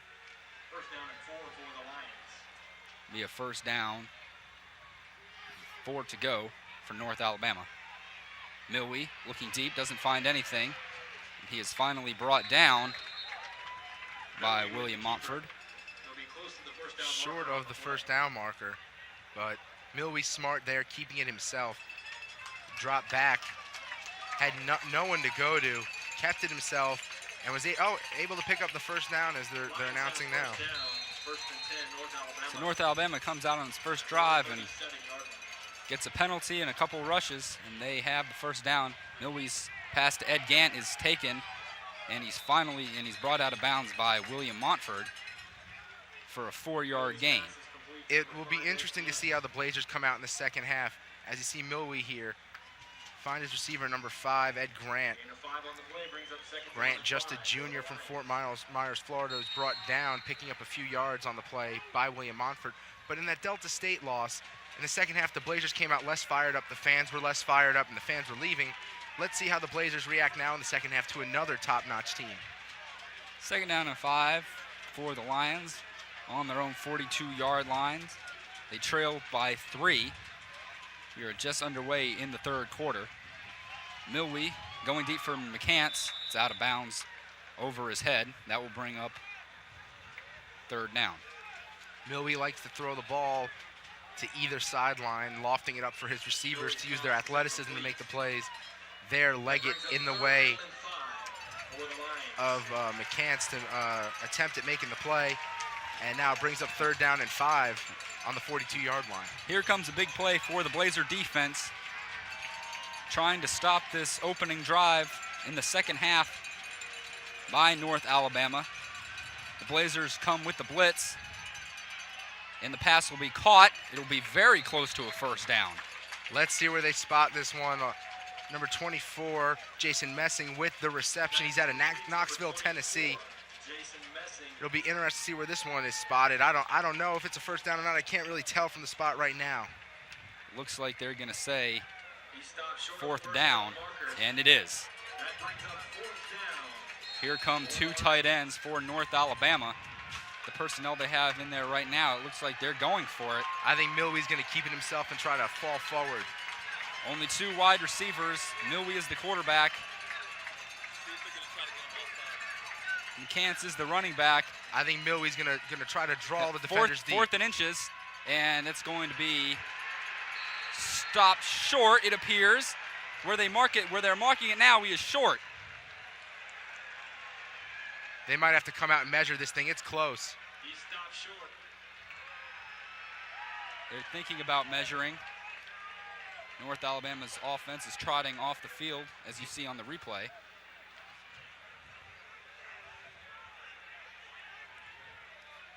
It would look like a dive right up the middle from North Alabama. It's going to be very close. Now we're going to have an official measurement. If the Blazers held, then they will get the ball on North Alabama's 46-yard line. And no, they're short. VSU stops the 4th down and short. Now they go back on offense. A big play, the biggest of the day yet, by the Blazer defense. That is a huge play by the defense, stepping up in a big situation. Milwee unable to hand it off to his running back, Brandon Pickett. Pickett cannot get any penetration on the line, and now Willie Copeland will take over here in the second half, trying to add to that 3-point lead the Blazers have. A chance for the Blazers to go up by 10 if they score on this drive. Copeland takes over from his own 47, finds Jeffrey Felton, tackled for a couple on the play. 2 or 3 yard gain, finds Felton. Felton's a good possession receiver. He's got pretty good hands. He's willing to take a hit for an undersized guy. Felton, just 5'9", 165 pounds out of Crisp County. Felton's catch will bring up a 2nd down and 8 for the Blazers. Ball on the 44.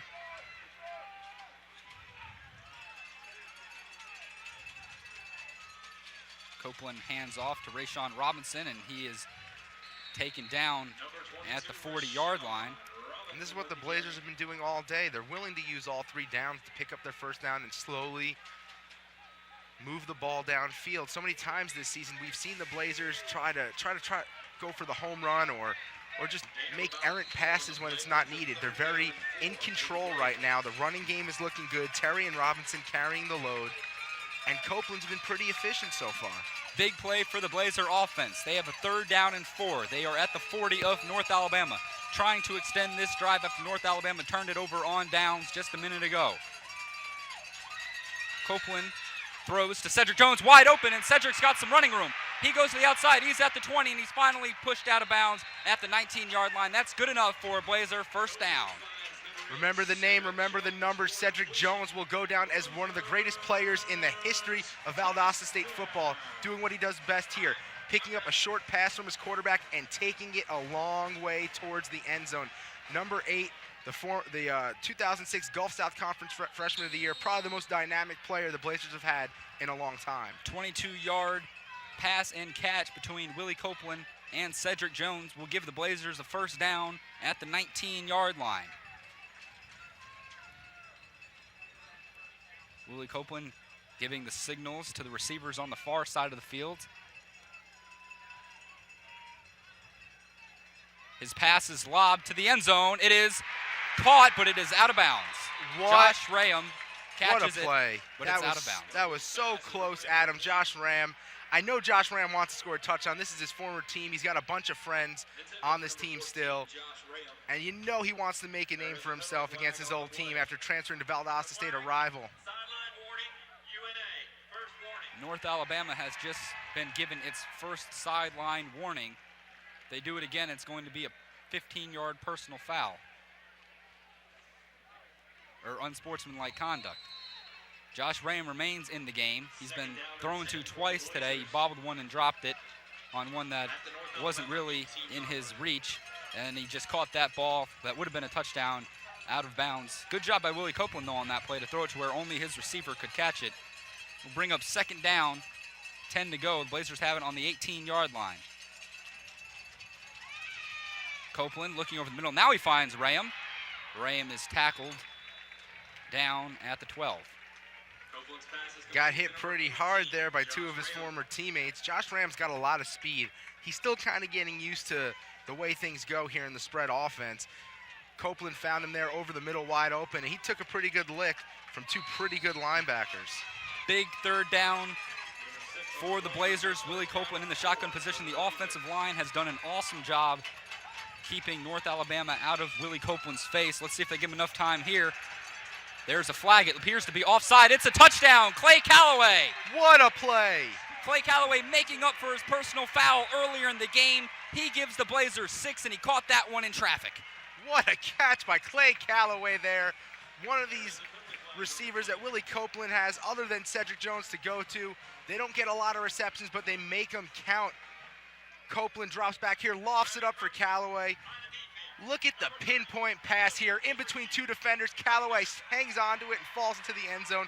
What a catch by the senior. The penalty is offsides. It was declined by the Blazers. They will take the 6 points. Score now, Blazers 19, North Alabama 10. Zach Williams' extra point is up, and it is good. That will give the Blazers their largest lead of the day. They come out, and on their first drive of the second half, after stopping North Alabama on a fourth down, they score. Blazers have to stay within themselves now. The defense has to keep up what they were doing. This UNA team's been down before. They've been losing before, and they've come back and won. They're undefeated this year. Most of these guys have been conference champions in the past. The UNA won Gulf South Conference last year. This team is used to being down and coming back. This is nothing for them. They're down 10 in the third quarter. So the Blazers have to stay within themselves now and play their football game and not get too caught up in the scoreboard. Play like it's 0-0 the rest of the way. Help fight hunger with the Student Promotions Group and VSU Campus Dining as they host Valdosta's largest canned food drive. This event will be held November 5th through November 9th to support the Valdosta Food Bank. Activities will be held daily, free food will be provided, and there will be many chances to win great prizes. Canned goods may be dropped off on VSU's main campus at the Palms Dining Center. Good drive by the Blazers, Adam, but still have to stay within themselves here, have to play their game. This looks awfully familiar. We saw it 2 weeks ago where the Blazers stopped Delta State on its opening drive in the second half, then scored to get a 24-point lead, and the Blazers gave it all back. Chad Gallahan kicks it off. Kick will be taken at the 16-yard line by David McCants. He spreads it across the field, and he's got some room, and he is finally brought down by LaVaris Dollar at the 44-yard line. So the return game for the defense continues to look shaky for the Blazers. And now it gives A.J. Milwee pretty good field position to work with once again. Let's see if he can capitalize now. He hasn't been able to capitalize thus far. And he's the kind of quarterback that works slowly, works downfield, kind of a Jeff Garcia type. He's not going to throw a lot of balls downfield, but he's going to just get 3 and 4 yards underneath, and he's going to move the ball downfield. A.J. Milwee has been asked to manage the game each time he has gone out. Hasn't played with a deficit this season. We'll see what he has in him. He looks down the field, and it's dropped. Jason Messing on the drop, a very rare drop for Messing. Messing, the wide receiver for North Alabama, has 20 touchdowns in his career. As you see, Milwee, good pressure by number 69, Britt Wilson. As we mentioned earlier, former tight end converted to defensive end this year, just a freshman. And receiver could not hold on to the ball there. Second down and 10 to go. 45-yard line of North Alabama. A.J. Milwee passing again. This time finds his receiver. Good play there by Chris McLean, a freshman out of Oxford, Alabama, to hold on to that one. Two defenders in his face there swiping at the ball, and he's able to stay with it. Good tight spiral by A.J. Milwee, Leggett, and Kenneth Hale on the tackle. VSU safeties are not letting North Alabama get deep. A.J. Milwee's forced to throw it under. It's a 3rd down and 6 for North Alabama. VSU looking for a big stop, trying to get the ball back. Milwee in the shotgun. He has Brandon Pickett, the backup running back, off to his left. Milwee bobbles the snap, and he throws it across the middle, and a great catch by Jomal Campbell, and that will be good enough for the first down. Good for the first down, and the athletic receiver, Jomal Campbell, bails Milwee out on an errant pass there. Milwee dropped back, plenty of time to throw, another good spiral, and Campbell, number 3, makes a nice play. Campbell's a senior, 6'1", 170 pounds. He's a pretty good-looking receiver. Campbell's catch gives North Alabama a fresh set of downs. North Alabama now on VSU's 44. Ed Gant in motion. He takes the handoff, and he's almost brought down by Everett Kitchens. Instead, he's going to turn this into a pretty nice gain. Ed Gant, 6'4", 190 pounds. He's a pretty big receiver. You're not going to bring him down by an ankle tackle like Kenneth Hale tried to do there, and he's able to pick up a good chunk of yards on this nice end around. See there, Kenneth Hale couldn't bring him down by the ankles. Gant just too big, and he's able to work towards that first down marker. 2nd down and 2 to go. North Alabama moving closer and closer towards field goal position as they trail by 10 here with 8 minutes and 20 seconds remaining in the 3rd quarter. I wouldn't be surprised if Milwee tries to go deep right here. Milwee takes it on the keeper. He's brought down, but not before he gets a first down. He'll be marked down at the 29-yard line. Milwee with the keeper. First down yardage on the play. Here we see Milwee on the keeper. The Valdosta State 29-yarder. Takes it all the way for the first down. He's leading the team pretty nicely here in the second half after having that 3-and-out early on. Milwee keeping his composure, converting on 3rd down in this drive to get a first down. He has some time, he throws. That ball is caught by Reggie Hubbard. He is inside the 10-yard line, down at the 7. That'll bring up a first down and goal for North Alabama. First reception on the day for Reggie Hubbard. He's one of their leading receivers is Reggie Hubbard, 2nd in the team in receptions, 290 yards in the year, averages 41 yards a game. His first reception coming in the 3rd quarter, but it's a big one, moving UNA closer to the end zone. Be the longest pass play for UNA on the day right there, as Valdosta State hasn't allowed them to throw the ball downfield with the safeties. Big series here for North Alabama. Don't want things to get away from them.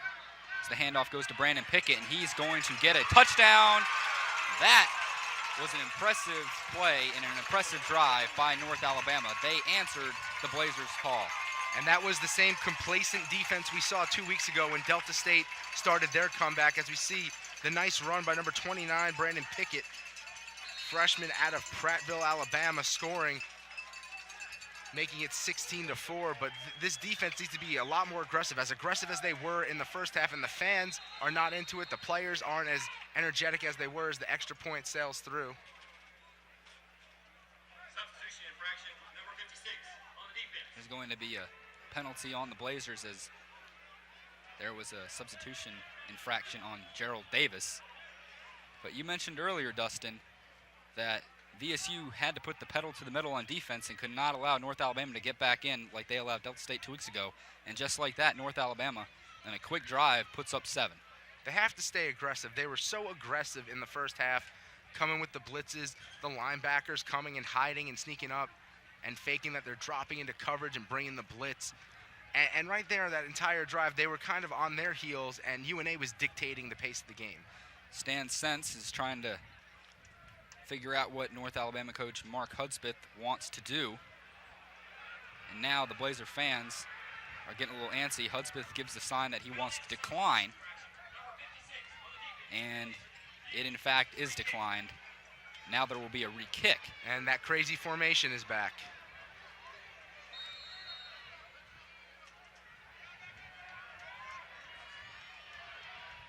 The kick is up. It is good. And that will make it 20-17, Valdosta State. 7 minutes and 23 seconds remaining in the 3rd quarter. It's been a dandy so far. The Blazers led by 10 a few minutes ago, but North Alabama answers with a touchdown of its own, and the offenses are starting to heat up a little bit here in the second half. And this game's going to continue going back and forth down to the wire. These are two elite teams. UNA, the number 2 team in the nation, coming to the number 11 team in the nation, Valdosta State, today. And Blazers have to continue to stay aggressive as they were in the first half. Celebrate Valdosta State football with the David Dean Show, airing on VSU-TV every Tuesday night at 6 p.m. and every Wednesday night at 8.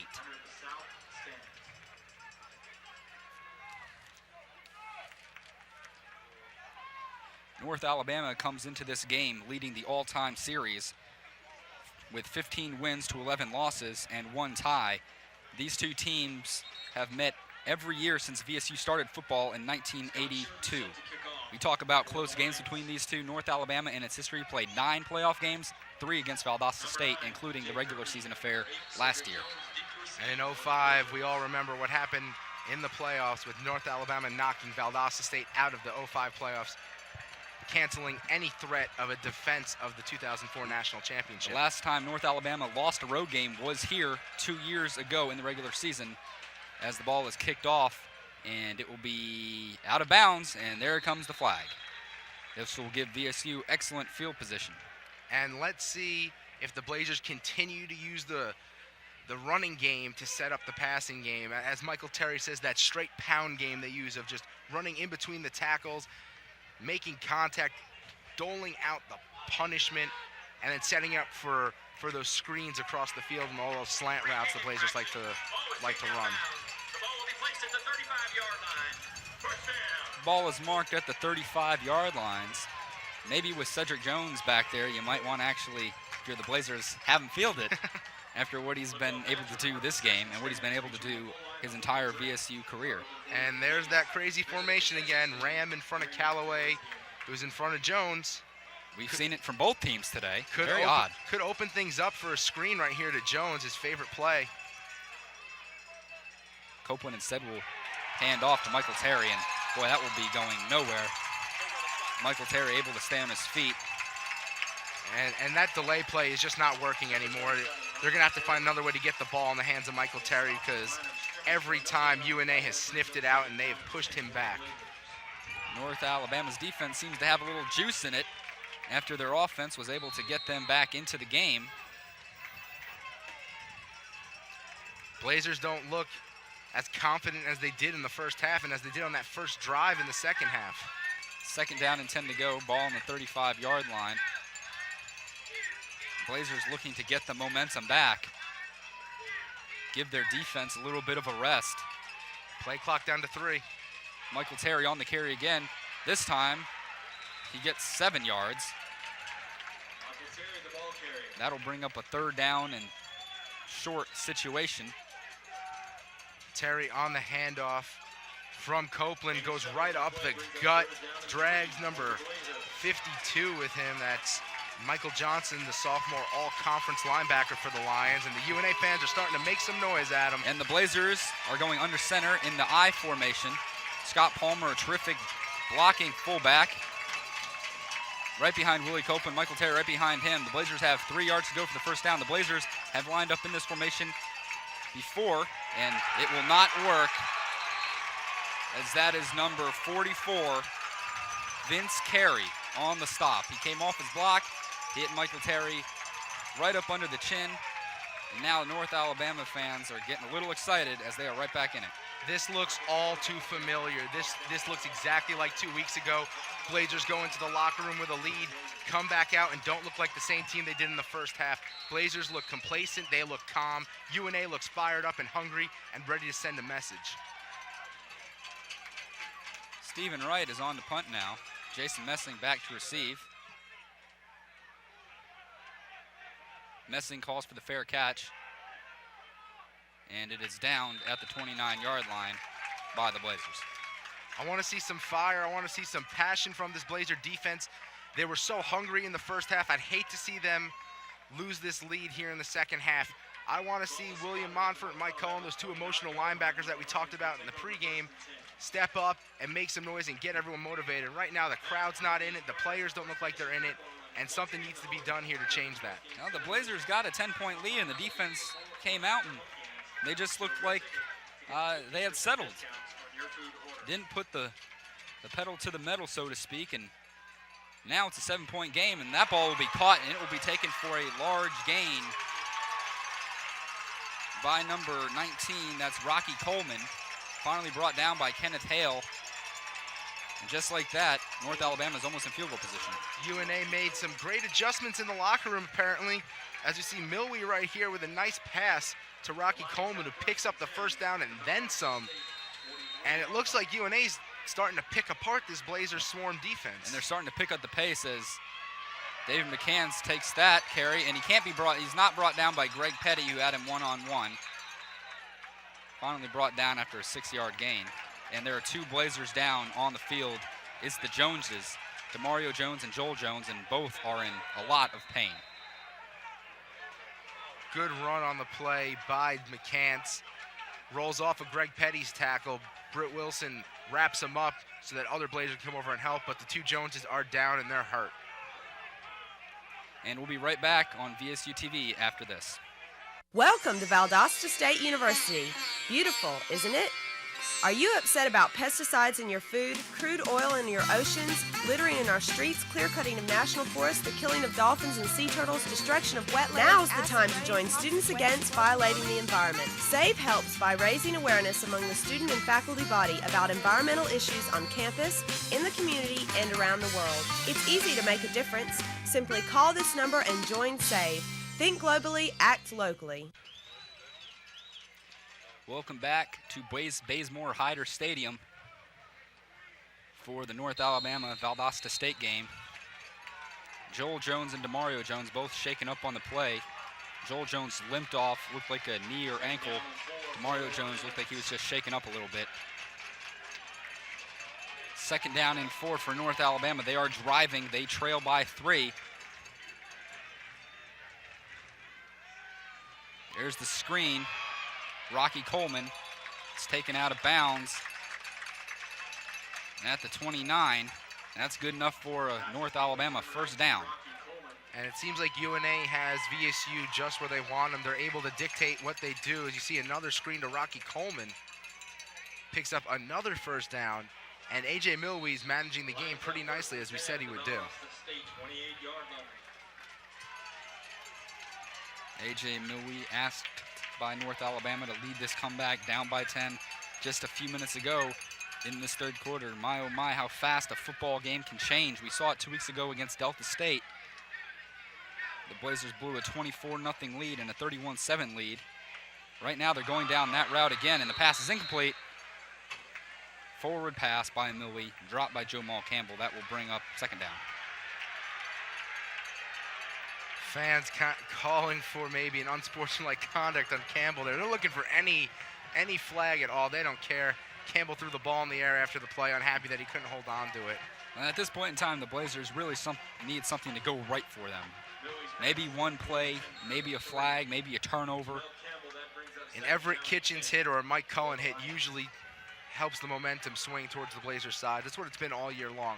One of those two guys laying someone out really helps the Blazers get fired up. 2nd down, 10 to go. Joe Maul Campbell in motion. A.J. Milwee will run the ball. He's got a lot of room, and he slides down at the 18-yard line. Very close to a 1st down. Mike Cullen lined up for a blitz on that side of the field. His blitz opened up the entire middle of the field there for Milwee to run through. A huge gap. Finds his gap, slides down, no contact. Able to get near that 1st down marker within 1 yard of it, bringing up 3rd and 1 on the 19. It's a 9-yard gain. Milwee on the keeper. Milwee going under center. He needs 1 yard, and he looks like he's going to get it. Milwee on the keeper, this time from under center instead of the I formation, and it is in 1st down. Everett Kitchens pleading his case. Not going to help, and North Alabama is inside the red zone, trailing by 3 with the 1st down. And you knew A.J. Milwee was going to be composed. Down 10 points, not a big deal to A.J. Milwee. He's been down before, he's came back before, he's won games by a bigger margin than what he's had to come back with right now. So A.J. Milwee is the leader of this offense, and as he goes, their offense goes. Milwee, the captain of this North Alabama team, hands off to Brandon Pickett. He won't get much. We'll bring up a second down and looks like 9.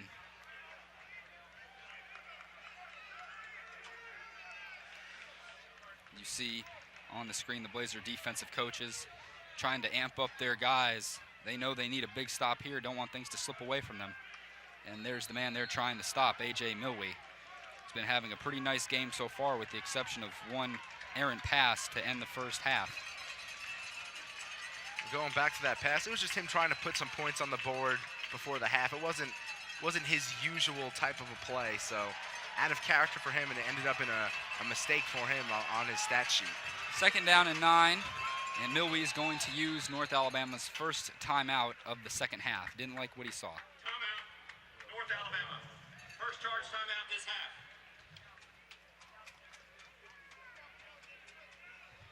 North Alabama will discuss things. Field goal will tie the game.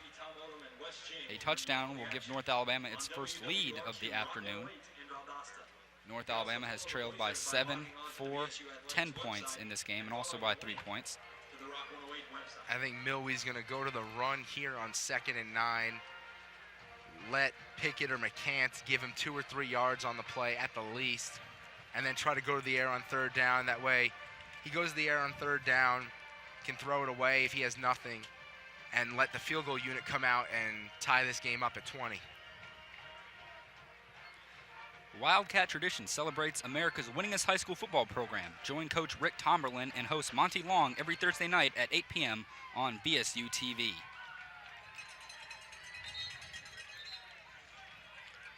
Defense back out on the field, Adam, and they need to show me some fire, some passion. They got to get fired up right now. This is a big stop for them, 2nd and 9. They need to end this drive for UNA and walk away with hopefully just at most a field goal. Blazers looking for that big play. They've had a couple on defense today, an interception, fumble recovery, a stop on a 4th down and inches.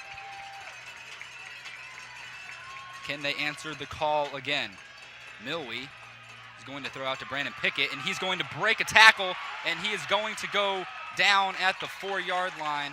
Boy, that's really inexcusable for the Blazer defense. They had him 2-on-1 and then 1-on-1 and couldn't bring him down in either situation. This is fundamental football right here.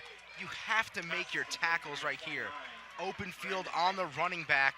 He's near the 1st down marker, yes, but Kenneth Hale, you have to wrap him up. Sherrod Reynolds, an All-American, has to wrap him up. Bo May coming off the D-line, and William Monfort, a linebacker from the other side of the field, has to come over and make the stop. 1st and goal for North Alabama. A big blow to the Blazers not being able to stop that 2nd down and 9. Blazers thinking it should be 3rd and long. Instead, it's going to be 1st and goal. The handoff to David McCants. He's wrapped up and brought down at the 3-yard line. Be 2nd and goal as the clock ticks to under 2 minutes here in the 3rd quarter at Bazemore-Hyder Stadium. Blazers lead this affair 20-17. North Alabama fans on their feet. Students for VSU on their feet too, a little nervous. This is a big stop. Milwee probably going in the air on 2nd down, I would say. Looking to throw a fade route into one of the corners for one of his very athletic receivers. Milwee looks, doesn't have anybody, and now he's going to be 1-on-1, and he will score. And Everett Kitchens bought on the fake pass there. Didn't know there was great coverage behind him. And Everett Kitchens, the safety, gets fooled. A.J. Milwee, the leader and captain of this offense, able to score on the play. Rolls out to his right, nothing doing. Fakes the pass there. Kitchens, you see, coming down on the play. And Milwee able to slide in front of Sherrod Reynolds for a touchdown to the delight of the UNA fans who drove all the way from Florence. North Alabama lines up for the extra point. Sheridan's kick is up. It is good. North Alabama leads this one 24-20. This is North Alabama's first lead of the game. It comes with a minute and 24 seconds remaining in the 3rd quarter. The Blazer defense played so well in the first half and on that first drive of the second half. And since then, it hasn't looked so great. UNA has dictated everything. Milwee has looked very precise, finding all of his receivers for short gains, using the running game to set up the passing game, and Milwee has just been moving the ball downfield on the Blazer defense. And it's really the Blazers' inability to tackle in this game that has hurt them in this third quarter. And it was the same story against Delta State, and Coach Dean said that he was going to get that corrected, and Coach Cawthon said it too, and the Blazers have not done it. And that's fundamental football. You have to know that you have to wrap these guys up, and Kenneth Hale got ran over in a big spot there for a first down by the running back McCants for UNA. Last time UNA kicked off, it was Scott Sheridan. He kicked it out of bounds. He will be relieved now by Kenny Spencer, who kicked off the opening kick of the game. Blazers trail by 4 after leading by 10 earlier in this quarter.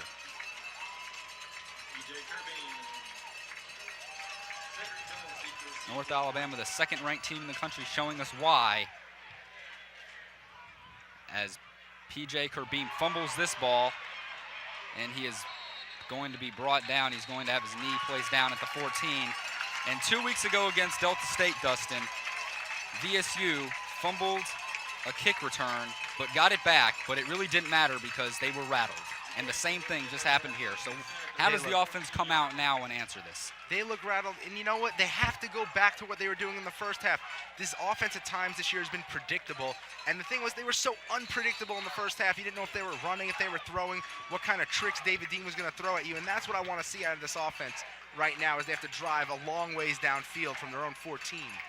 Earlier in the season, Willie Copeland and the rushing attack of the Blazer offense led VSU to a comeback against Arkansas Tech. Can they do it against a much better opponent as Cedric Jones will be tackled at the 24-yard line? Is going to be close to a first down. And there's only so many receptions you can throw Cedric Jones's way. Copeland looking for Cedric Jones the entire time. He was left alone at the line of scrimmage, able to pick up a good chunk of yards on the play, get the first down, and not try to do too much and fumble the football there. I really like the way Cedric Jones is willing to get tackled or fall to the ground if he has to and not lose the football. First down and 10 Blazers on the 24-yard line. Copeland has Jones wide open over the middle, and he's got some running room. What can he do in the open field? How about take it past the 50? How about down to the 30? He's got one man to beat, and he's finally pushed out of bounds at the 20-yard line, 22-yard line. Wow, what a play by Cedric Jones. He's done it again. Maybe that's exactly what the Blazers needed. Get the ball in the hands of your best player, Cedric Jones. Give it to number 8. In the open field, nobody is better than Cedric Jones for the Blazers. He has tons of room to run, and he starts breaking away from the pack here. Eventually brought down by the safety, number 26, Craig Fox. Craig Fox, leading tackler for UNA. If you're North Alabama, how in the world do you let that man, Cedric Jones of all people, get that wide open when he's already done the same thing to you today on the same play? And now we see the Ducks in a row on the near sideline, and Willie Copeland's going to look to Kenneth Hale. Ball caught by Hale. He is down inside the 5, and that will bring up a first and goal for the Blazers. Copeland's pass is complete to number 81, Cedric Evans. It was actually Cedric Evans on the catch. He has the same hairdo as Kenneth Hale. I like Cedric Evans a lot as a receiver. He doesn't get the ball all that much, and he's just a junior, but he's pretty good making plays after catching the ball. Blazers started this drive just a couple seconds ago on its own 14-yard line. 18 seconds and counting in the third quarter. Blazers have a first and goal inside the 4. You give it to Michael Terry, who's down to the 2. And that's going to be the last play of the third quarter.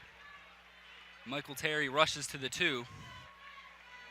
So the Blazers will enter the fourth quarter, trailing by 4, with the ball on the 2-yard line with the second and goal. And you can see the players, all of them have the 4 fingers in the air.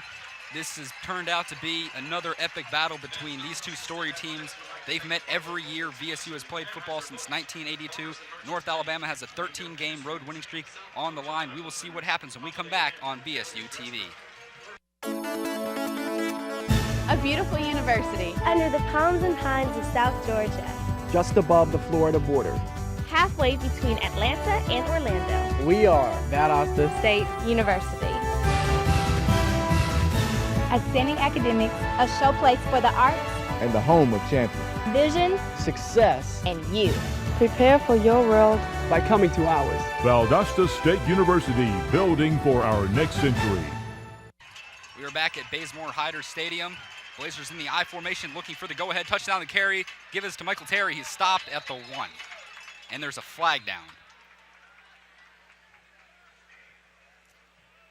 Let's see what the call is from the refs. And it's going to be on North Alabama. As you see, Michael Terry is clapping, maybe an offsides. So it'll move him half the distance to the goal. It's going to be a neutral zone infraction.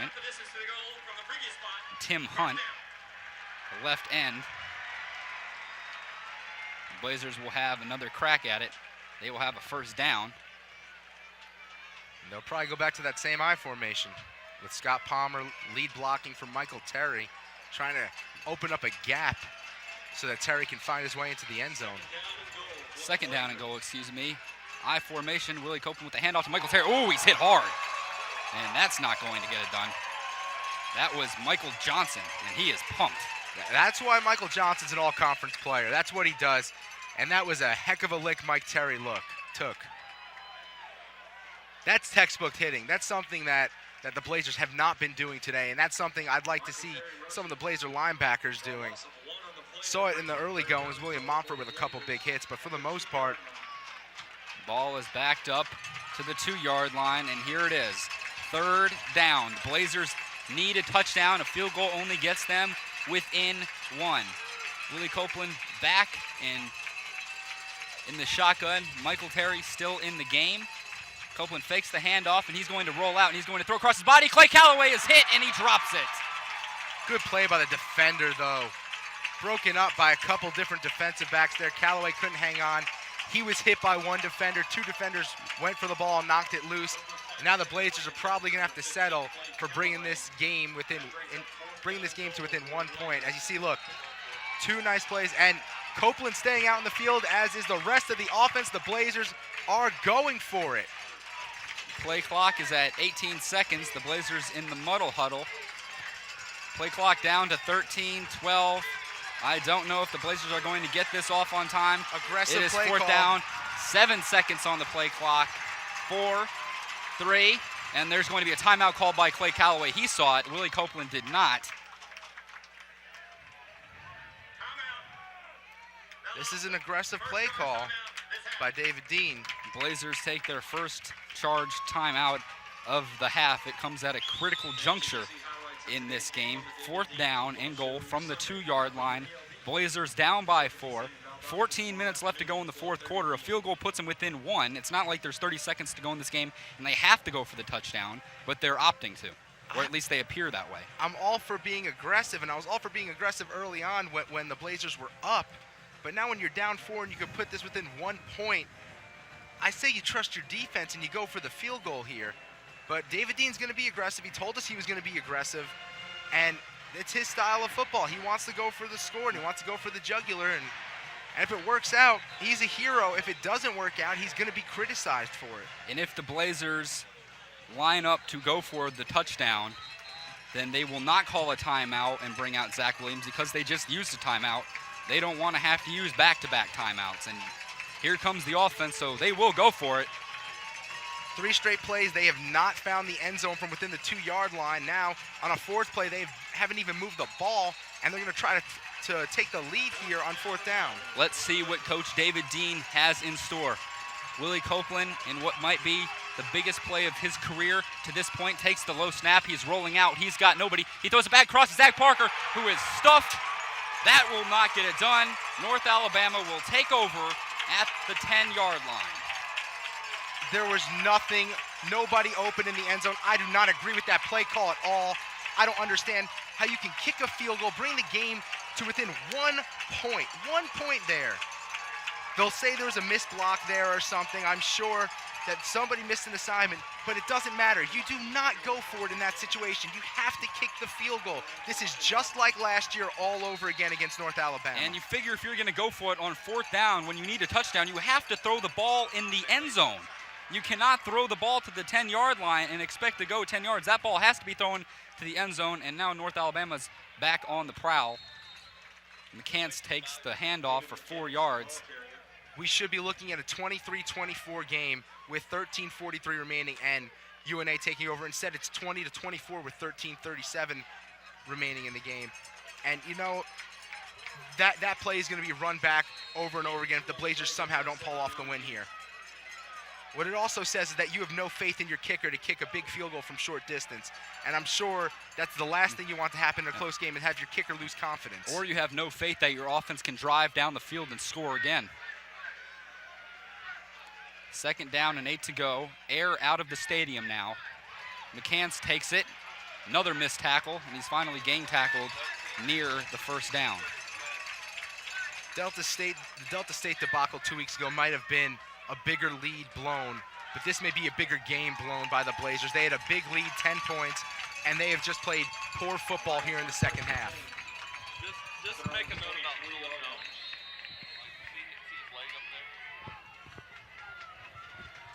And missing for the Blazer defense on this series is Joel Jones, who has his leg wrapped up heavily on the sideline. First down carry. Taken for about 8 yards after initial contact came at 2 yards. And you've got to be kidding me. This is the poorest tackling I've ever seen from a Blazer team. It is borderline embarrassing. That's McCants, the backup running back to start the season, not as talented as Tim Hicks, carrying 6 Blazer defenders for an extra 6 yards. The Blazer defense has to be better than this. They played so great in the first half, and now they're about to collapse and blow a lead in the biggest game of the year and virtually of all of their careers. Another first down for North Alabama.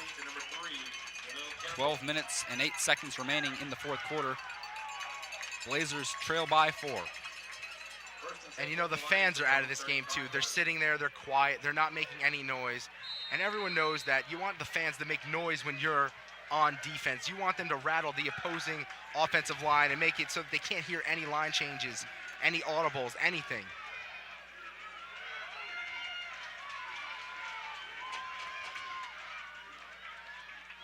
Milwee has Gant wide open on the sideline, and there are flags throwing. Not sure what this is going to be, if it's pass interference on the Blazers. It appears to be on North Alabama. Maybe Gant ran out of bounds and came back in bounds and was the first one to touch the ball. Or he pushed off. Either way, there was no defender in the area. Maybe there's a reason for that. Number 5 on the offense. The receiver ran out of bounds and came back in, was the first person to touch the ball. The penalty is a spot. 2nd down. Lots of down. It is indeed an illegal touching. Ganton ran out of bounds, came back in bounds, and was the first one to touch the ball. That is not legal. And the Blazers needed that break. Now the fans are back in it. The players are back in it. They're all standing up, calling for the fans to make more noise. The fans are showing some signs of life right now. And this is a big stop for the Blazers. They need to hold UNA here, get the ball back, and drive downfield. 2nd down and 10 to go. Ball on the 35-yard line. Blazers asking for crowd noise as here comes Travis Harrison, and it is sacked by Jermel Daniels. Big play, the nose tackle. Jermel Daniels has filled in as a defensive tackle this year, just a junior at a Thomas County Central High School. And there was a lot of questions about this defensive line. Outside of Travis Harrison and Bome, we really didn't know these guys. And Jermel Daniels was one of the younger guys who has stepped up this year and had a pretty nice season on the D-line. That brings up a 3rd and 18 for North Alabama. The Blazers are definitely in need of a stop. A first down conversion here, and North Alabama almost got one on a 3rd and 21 earlier in this game, and it would be a crushing blow. The tackle is made by William Montford and Jermel Daniels again, and that will bring out the punting unit for North Alabama. That's a big stop on 3rd and 18. The Blazers almost looked like the same play in the first half on the shovel pass from Milwee, where the running back was able to pick up near a first down, but Daniels and Monfort prevent it from happening. Copeland now has to drive downfield, and what could have been a 1-point game is now a 4-point game. One of the Blazers' specialties is blocking kicks. The fans are asking for it. North Alabama appears to be well aware of it. Deep to return is Roger King. He already has. And it's blocked! It's blocked! Leggett blocked it! Leggett blocked it! And it's going to be recovered by VSU at the 28-yard line. LeVar Stoller jumps on the ball. VSU has the ball on that side of the field, and this is big for the VSU offense. What a block by Maurice Leggett. Maurice Leggett, a senior. He has made such an impact on this program. They've moved him around from linebacker to corner, and this is him blocking a punt, one of a few he's had in his career. What a big block. The momentum may have shifted, but the Blazers are still down 4 points and need to put points on the board. And here's where the Blazers could have used that field goal. That's why you go for the field goal with 14 minutes left in the fourth quarter when you're down by 4. 10 minutes remaining. Willie Copeland has a lot of time to work with. You don't want to give UNA the ball back with enough time for them to drive and have the last possession of the game. 1st and 10, VSU on the 28-yard line. Cedric Jones on the catch. He'll be pushed out of bounds. The 24, that's a pickup of 4 yards. And all of a sudden, the crowd is back into it. The North Alabama crowd, while some are standing, most are sitting and quiet. David Dean on the sidelines calling in the plays to his quarterback, Willie Copeland. Copeland trying to be remembered in the same sentences as Chris Hatcher and Dusty Bonner, 2 great quarterbacks for the VSU program. Can cement his name in VSU history if he can get a win here against UNA and move VSU into the playoffs. This is a big drive for Copeland. Play clock down to 2. Copeland gets it off, and now he's under pressure, and he's going to throw it up, and it's going to be intercepted. And there's the turnover that VSU wants on defense that North Alabama gets. Willie Copeland throwing off of his back foot, as you see on the replay, with pressure in his face. Couldn't get enough air on it to get it out of bounds.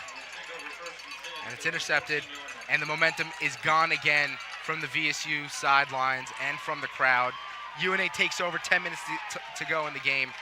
Plenty of time for VSU to make a big stop again, but they're going to need to get that emotional lift they had when they made big stops in this game. Blazer fans starting a cheer now, trying to make some noise. Blazers need a big stop again, and that field goal again looking like a major mistake, not going for it. McCants continues to drive forward. That will be enough for a first down. David McCants is a backup running back. Their star running back, Hicks, is out for the year, and David McCants is running all over the Blazers, and he's not even doing anything great. All he's doing is running through tackles, poor tackles. Larry Dean with a poor tackle. Everett Kitchens tries to come in and help, can't bring him down. Leggett, Sherrard Reynolds come in, and they have to help bring him down. Blazers need to execute a lot better. They need to wrap people up and bring them down. Under 10 minutes to go in the fourth quarter. North Alabama leads the game by 4. Milwee in shotgun, Jamal Campbell in motion. Milwee's pass is incomplete. No fumble on the play. Brings up 2nd and 10. Good deflection on the line by, I believe it was Sinius Snyder, or Snyder-Sinius, excuse me. Snyder-Sinius spent a few years in the military, in the armed forces, before coming to college. He's technically just a freshman because of that. Student section is rocking for Valdosta State, rooting on their defense to hold North Alabama, who is facing a 2nd down and 10 on their own 29. Michael Cullen in on the blitz. Here comes Kenneth Hale. He gets out of it. Milwee is finally sacked down there at the 25-yard line. Good pressure there by the VSU defense. And they swarmed to him. It wasn't just one player bringing him down. It took a group of them to bring him down. Milwee goes down, brings up 3rd and 13 on the 26-yard line. And the fans are getting louder again, trying to disrupt A.J. Milwee.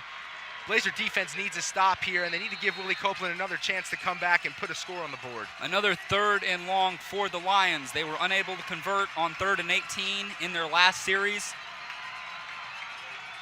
Let's see what they have in store. Last time it was a shuffle pass to the running back. This time Millie's going to look a little bit deeper, and he doesn't have anybody open, and he finally heaves it out of bounds. Great pressure. Travis Harrison, number 47. We mentioned him in the early goings of this game. Defensive end, senior, all conference, 5'8", 215 pounds. Going up against number 72, Michael Hawthorne, 6'4", 290 pounds. And Travis Harrison was bringing the pressure. Valdosta has been hit with a sideline infraction, or a sideline warning, excuse me. And all it's done is get the coaches even more fired up again. They're unhappy with that call. That will bring out the punter, Will Batson. And his last punt was blocked by Maurice Leggett. You have to figure North Alabama smartened up. Roger King is standing at his own 34-yard line, ready to return. They've got a nice max cover punt going on, does North Al. They're not going to let anyone get in. If they do, it's going to be a great play by one of the special teams players. And it looks like it was tipped. It was tipped. Deflected, and that ball will come to a stop, and it's still rolling forward. So not as exciting as the last block punt, but nonetheless, the Blazers will get possession in North Alabama territory. So the chances keep presenting themselves for the VSU offense. Let's see what they can do.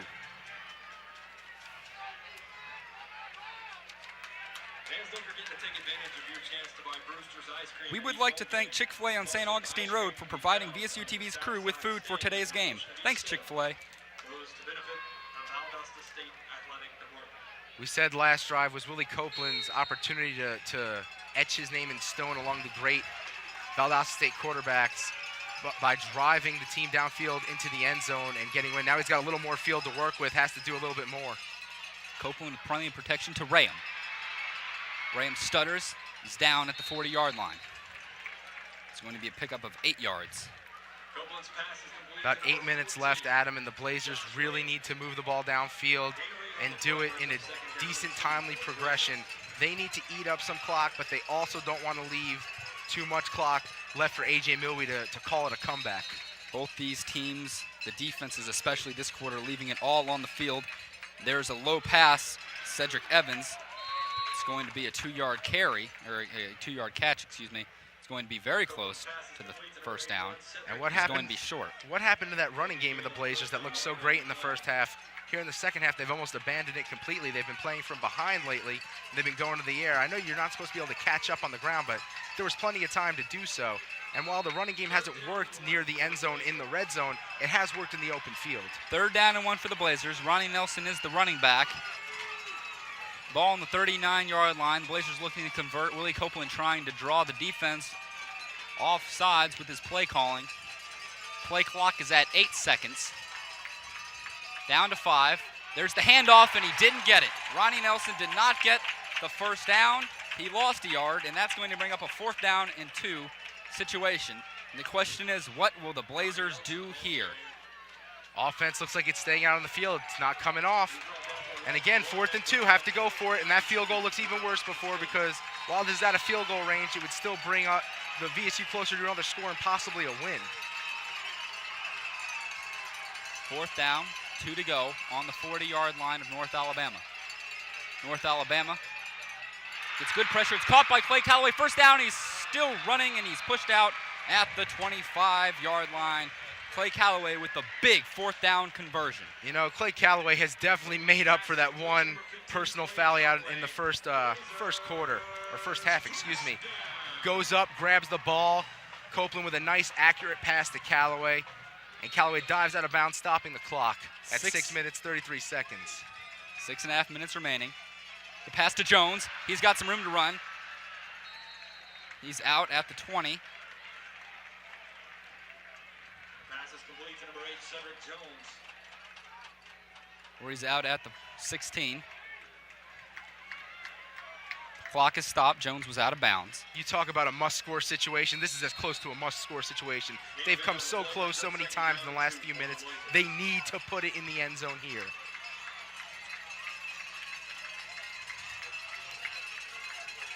Willie Copeland facing a second down. He's got Ronnie Nelson in the backfield. Zach Parker out to the near side. The ball is tipped and almost picked off by James Hall, the lineman. It's going to bring up another important third down for the Blazers. Blazers have been shooting themselves in the foot here in the second half countless times.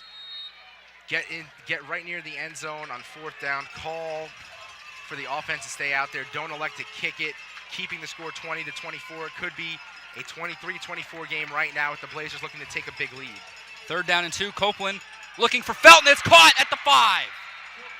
And Jeffrey. Here we go again. The Blazers with the first down and goal inside the 5 and a chance to go ahead in this game. And this UNA defense, any little missed block, any miscue, they're going to take advantage of it. They've been doing it in the red zone in the entire second half. As we saw in the replay, Jeffrey Felton with a great catch. He's a very good possession receiver over the middle.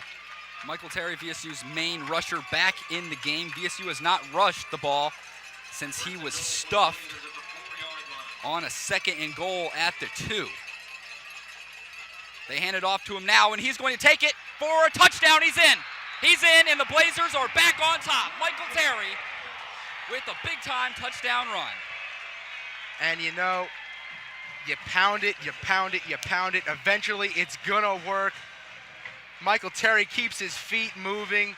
The senior finds the end zone and gives the Blazers the lead, but it is far from over. A.J. Milwee, 5 minutes, 58 seconds left. You know what he's saying?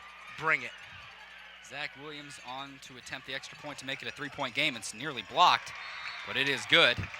That makes the score 27-24 with 5 minutes and 58 seconds left in the fourth quarter. The second-ranked North Alabama Lions trail VSU, the 9th-ranked team, and the 11th-ranked team in the country. North Alabama putting their 13-game road winning streak on the line today. The last time they lost a road game was right here at Bazemore-Hyder Stadium in the regular season in 2005.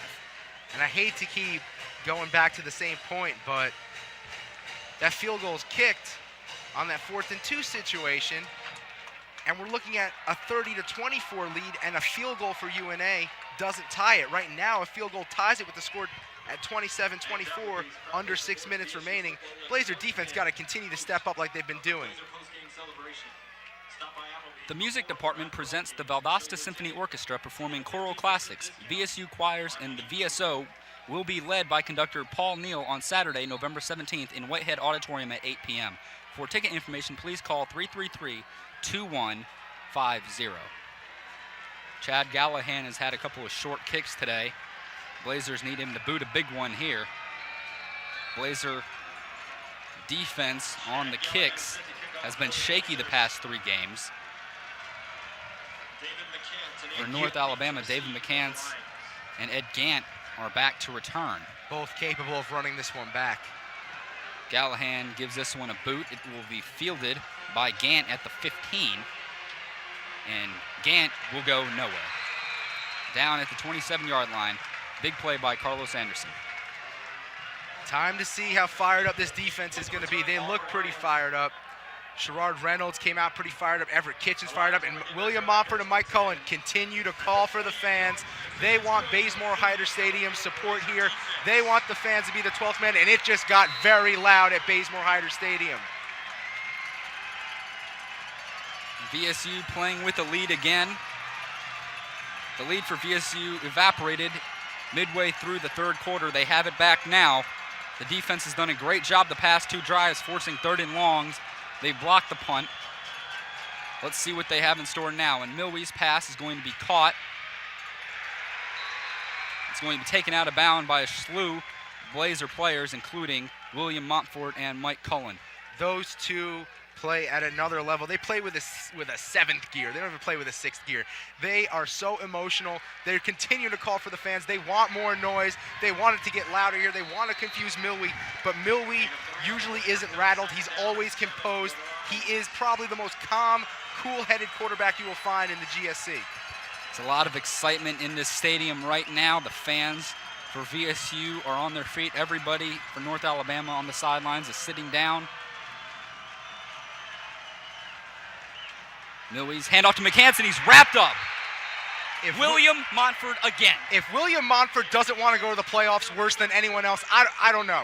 William Montford looks so hungry right now. He does not want to be denied a playoff berth in his senior year. Look at this tackle here. He gets past the defensive lineman, number 72, Michael Hathorn, and he nails the running back there for a loss. Brings up 3rd and 10, and the crowd just got even louder again. Montford and Cullen continue to call for them. For UNA's 3rd series in a row when they've been faced with a 3rd and 10 or longer. VSU has stopped them each time. Can they do it again, or will A.J. Milwee, one of the best game managers in the GSC, find a way for his team to convert? Milwee back to pass. He's got time, and he throws it over the middle, and it's caught by Jamal Campbell.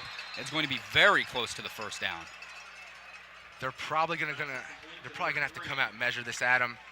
It's close. They're moving the ball back a little bit. Milwee, look at all the time he has here. It's going to be 4th down, so decision time for North Alabama.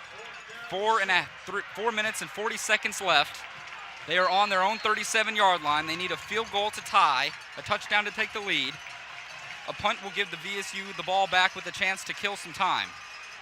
And it appears that North Alabama on 4th and 1 is going for it. You have to go for it. Hudspeth knows that he's been able to gain 1 yard on these 4th and short situations all day long. A.J. Milwee under center, 2 fullbacks and a running back. Last time in this formation, Milwee took it himself, and now North Alabama is going to think about it. They take a timeout, their 2nd of the half.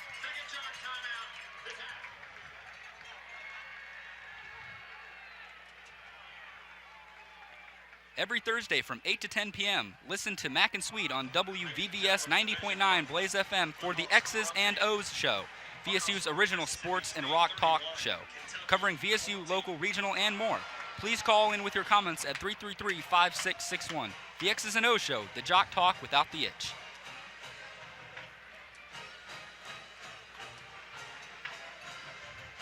Dustin, it seems like every time these teams line up, it's always a great game. And in this game, every time a play happens, it appears to be the biggest of the game so far. I mean, we must have called 4 or 5 plays as the big play of the game coming up right here, and then someone else steps up from the other side and turns the tables. The momentum keeps switching back and forth. This is what it's all about in the Gulf South Conference. This is the best conference in Division II football, and this is why the talent pool is absolutely amazing. Both of these teams, Adam, have been able to reload every year, and that's why this rivalry has been so great. That's why UNA is always a national contender as well as VSU. These two teams have never heard the words rebuilding year. It's always a reloading year. Who's going to come in? Who's going to etch their name into the historic battle that has been VSU and North Alabama since 1982? And here it is, 4th and 1 for North Alabama on their own 37. For VSU, a chance to win this game, and they are in the backfield, and it's going to be a first down. Wow. The VSU defense almost got to A.J. Milwee before he was able to hand that ball off. I believe it was Mike Cullen. Yes, Mike Cullen got a hand on Milwee, but Milwee was able to hand it off to number 2, David McCann. Just had a pretty nice day. He's gotten the ball a bunch of times. They over 15 carries. As you see, Tim Thompson, one of the legendary players for VSU, an All-American defensive end and national champion in 2004. So now North Alabama with the 1st and 10 on their own 40-yard line. Fresh set of downs.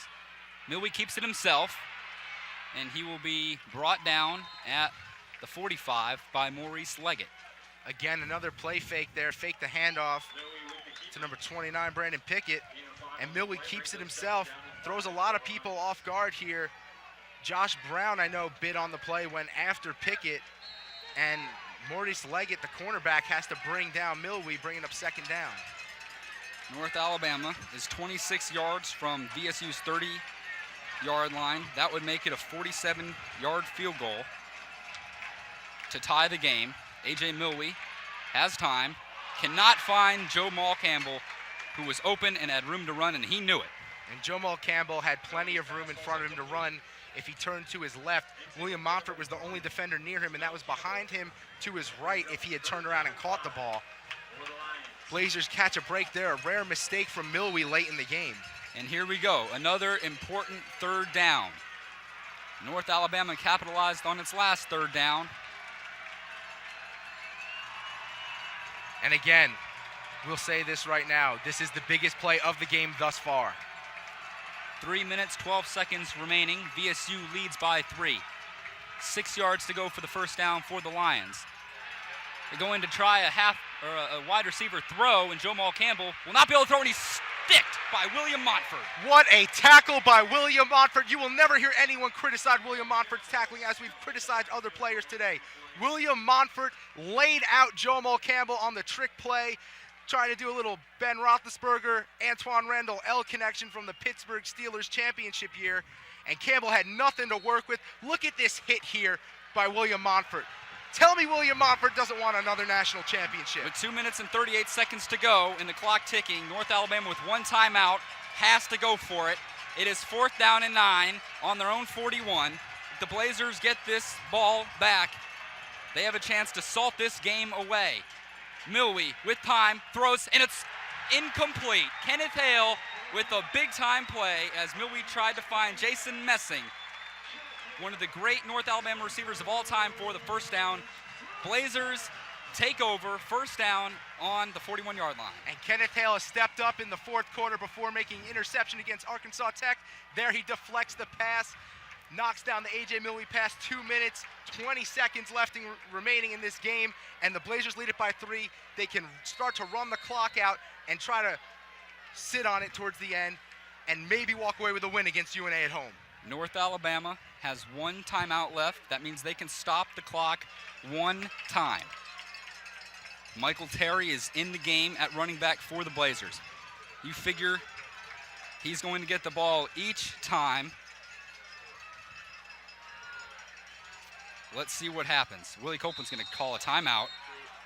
And Flag. no, there's a flag. There was a delay before he could get the timeout.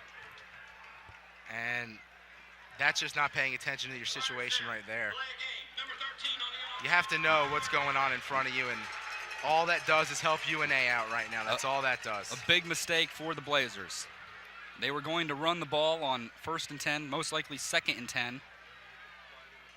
And the third down from 5 or 6 out is a lot more manageable than a third down and 15 or 10 out, which is what the Blazers might face now after that delay of game. So the ball now at the 47-yard line, first down and 15 for the Blazers. 2 minutes, 20 seconds left in the game. Blazers trying to ice it away. North Alabama one timeout remaining. Copeland under center, hands off to Michael Terry. And he rushes for a gain of about 5. Gets back close to the line of scrimmage. The clock is stopped. North Alabama has taken its last charged timeout.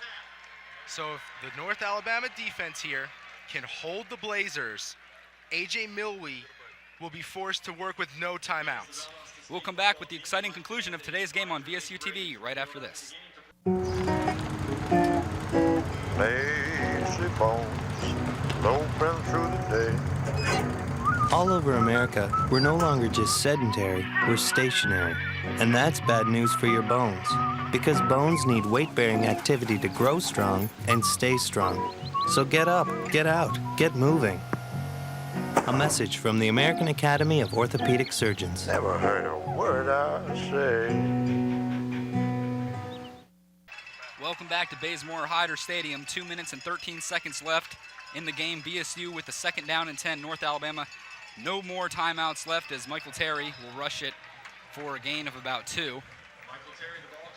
And they're probably going to just dive up the middle again with Terry in this next play and then punt it on 4th down with Stephen Wright. Let him try to knock A.J. Milwee so that he's working from within his own end zone, so that he would have to have a historic drive in a short amount of time to come back in this one. The game clock is at 1 minute and 45 seconds. Play clock at 17 seconds. 3rd down and 8 for the Blazers. If they convert on a 3rd down, they will win this game. Or they can run it and continue to work the clock, but then be forced to punt it on 4th down. And they're going to have Willie Copeland take the sneak. I like it. He's stopped for no gain. Smart play call there. You risk an interception or a fumble the other way. Let Copeland keep it, fall down. Clock continues to tick. North Alabama has no timeouts left. We're approaching 1 minute remaining, and Stephen Wright is one of the best punters in the Gulf South Conference. 4th down. A minute left in the game. 16 on the game play clock. So the Blazers can get this down to about 45 seconds. They appear they will take a timeout.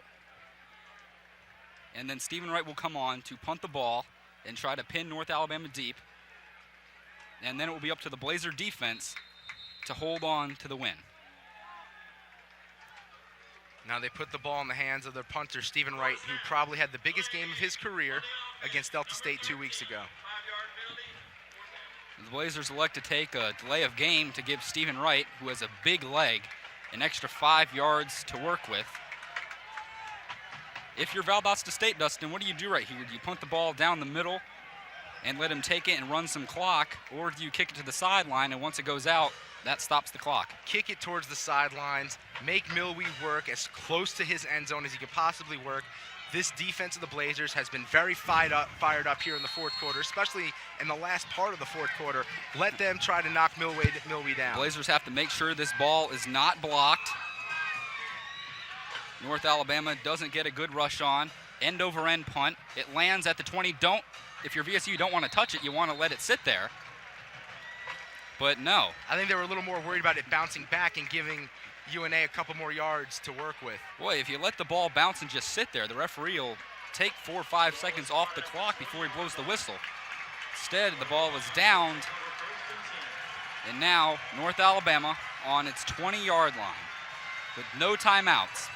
35 seconds left to go in this game, down by 3. Will go to work to try to keep their undefeated season alive. Try to keep their ranking at number 2 alive. This will be historic, Adam. Jamal Campbell's pass is caught. Nice athletic play by Campbell. Ball is down on the 38-yard line. Clock stops with the first down. 28 seconds left. And a penalty on North Alabama. Penalty. The man who caught the ball, Jamal Campbell, was moving illegally, and he's pleading his case right now to the referee, but to no avail. That backs up North Alabama even more. Clock will stay at 28 seconds. And now A.J. Milwee has even more yards that he has to go to lead this historic comeback. Clock starts ticking now at 25 seconds remaining. Milwee looks confused. VSU playing a big-time prevent defense. 3 down linemen. Milwee looking. He throws and it's caught at the 39 by Reggie Hubbard, only his 2nd catch of the day. 10 seconds remaining, Adam.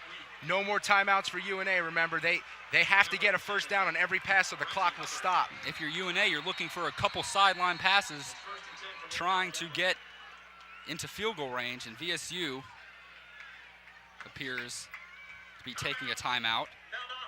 Would rather opt to know what they're doing than to let 5 seconds run off the clock. Interesting timeout. I like it, though. I think that if you're the Blazers, make sure your defense is right.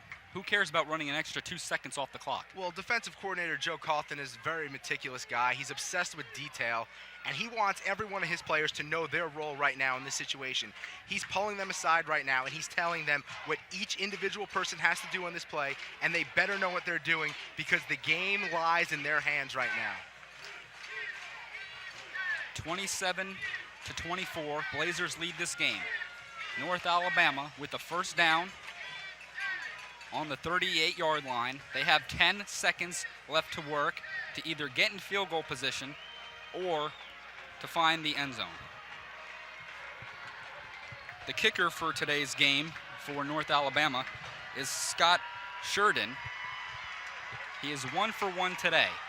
3 safeties in the game for the Blazers. Everett Kitchens, Greg Petty, and Sherrard Reynolds back there. Kenneth Hale, Maurice Leggett, Roger King, Sean Harris in the game, even Travis Taylor, 29 is Chris Grant, a corner in the game. There's a lot of fast guys out there looking to knock down this pass. 10 seconds remaining. A.J. Milwee looking to keep his undefeated season alive. Blazers appear to take another timeout. The Blazers only had 10 men on the field. A little bit of confusion. Not something you really want to have happen after you just took a timeout. No, but again, rather know what you're doing, and I really like this setup that Cawthon is throwing out there. All these fast guys who can get downfield and cover every single player on the field. You know there's going to be at least 4 or 5 receivers going out for this pass, and it's going to be a lob towards the end zone.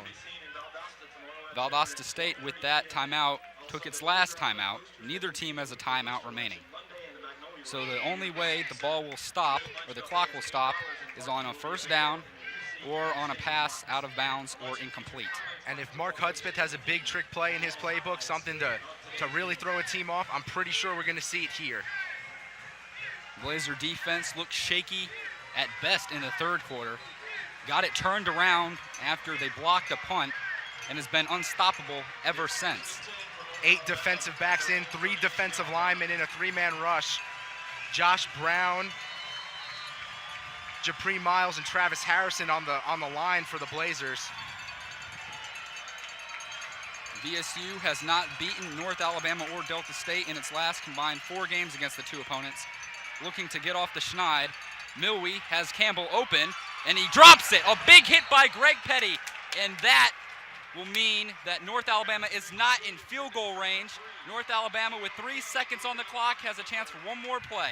Greg Petty, what a play by Greg Petty, the play of your career. Milwee, plenty of time, lobs one up. Look at Petty nail the receiver here. Receiver has it, and he loses a little, and Petty just knocks it loose. No chance with a hit from Greg Petty of you holding on to that football. If Jamal Campbell hangs on to that ball, it is on the 30-yard line, and that would set up a 47-yard game-time field goal attempt. Instead, Petty knocks it loose. The Blazers are up by 3 with 3 seconds left, and they have one more play to run, and that's going to be a penalty. The tight end, Covington, moved, but the question is, did Harrison make him move? I think Harrison might have drawn him off sides, and Harrison's walking around like I think he knows the penalty's on him. Let's see where this goes. And encroachment on Harrison. That moves North Alabama up to the 43-yard line. Still 3 seconds remaining. 3 defensive linemen. Petty, Reynolds, and Kitchens in the back again. 8 defensive backs. Blazers need to kill another 3 seconds. There's no time on the clock. This is North Alabama's last desperation heave, and it is intercepted. It's intercepted. Greg Petty has it. First career interception. There are no flags on the field, and the Blazers have just beaten North Alabama. There's no holding the Blazers out of the playoffs this year. They are going to go outright. And the Blazers are going crazy at them. Look at them on the field. The Blazers have just avenged 2 losses in a row against North Alabama. And a big-time win for Valdosta State, the biggest win for this team in the past 2 seasons. They have to get by Arkansas Monticello on the road and West Georgia at home. And thanks to Greg Petty, the Blazers will be moving on. Just an all-around terrific game for the Blazers. And they played well at times. They almost gave it away at times. But they didn't let things get out of reach like they did against Delta State. That's the number 2 team in the country. They came into Valdosta, and the Blazers walk away with a win. Greg Petty, some of the most clutch plays I've ever seen out of any Blazer. He has got to be happy, and William Montford's got to be the defensive player of the game. He played like a man possessed. The offense got the lead. The Blazer defense held. The Blazers beat North Alabama, the 2nd-ranked team in the country, by a final score of 27-24. For producers Lindsay, Lloyd, and Matt Gonzalez, and for my color man, Dustin Swedelson, I'm Adam MacDonald. Hope you enjoyed today's game, everybody.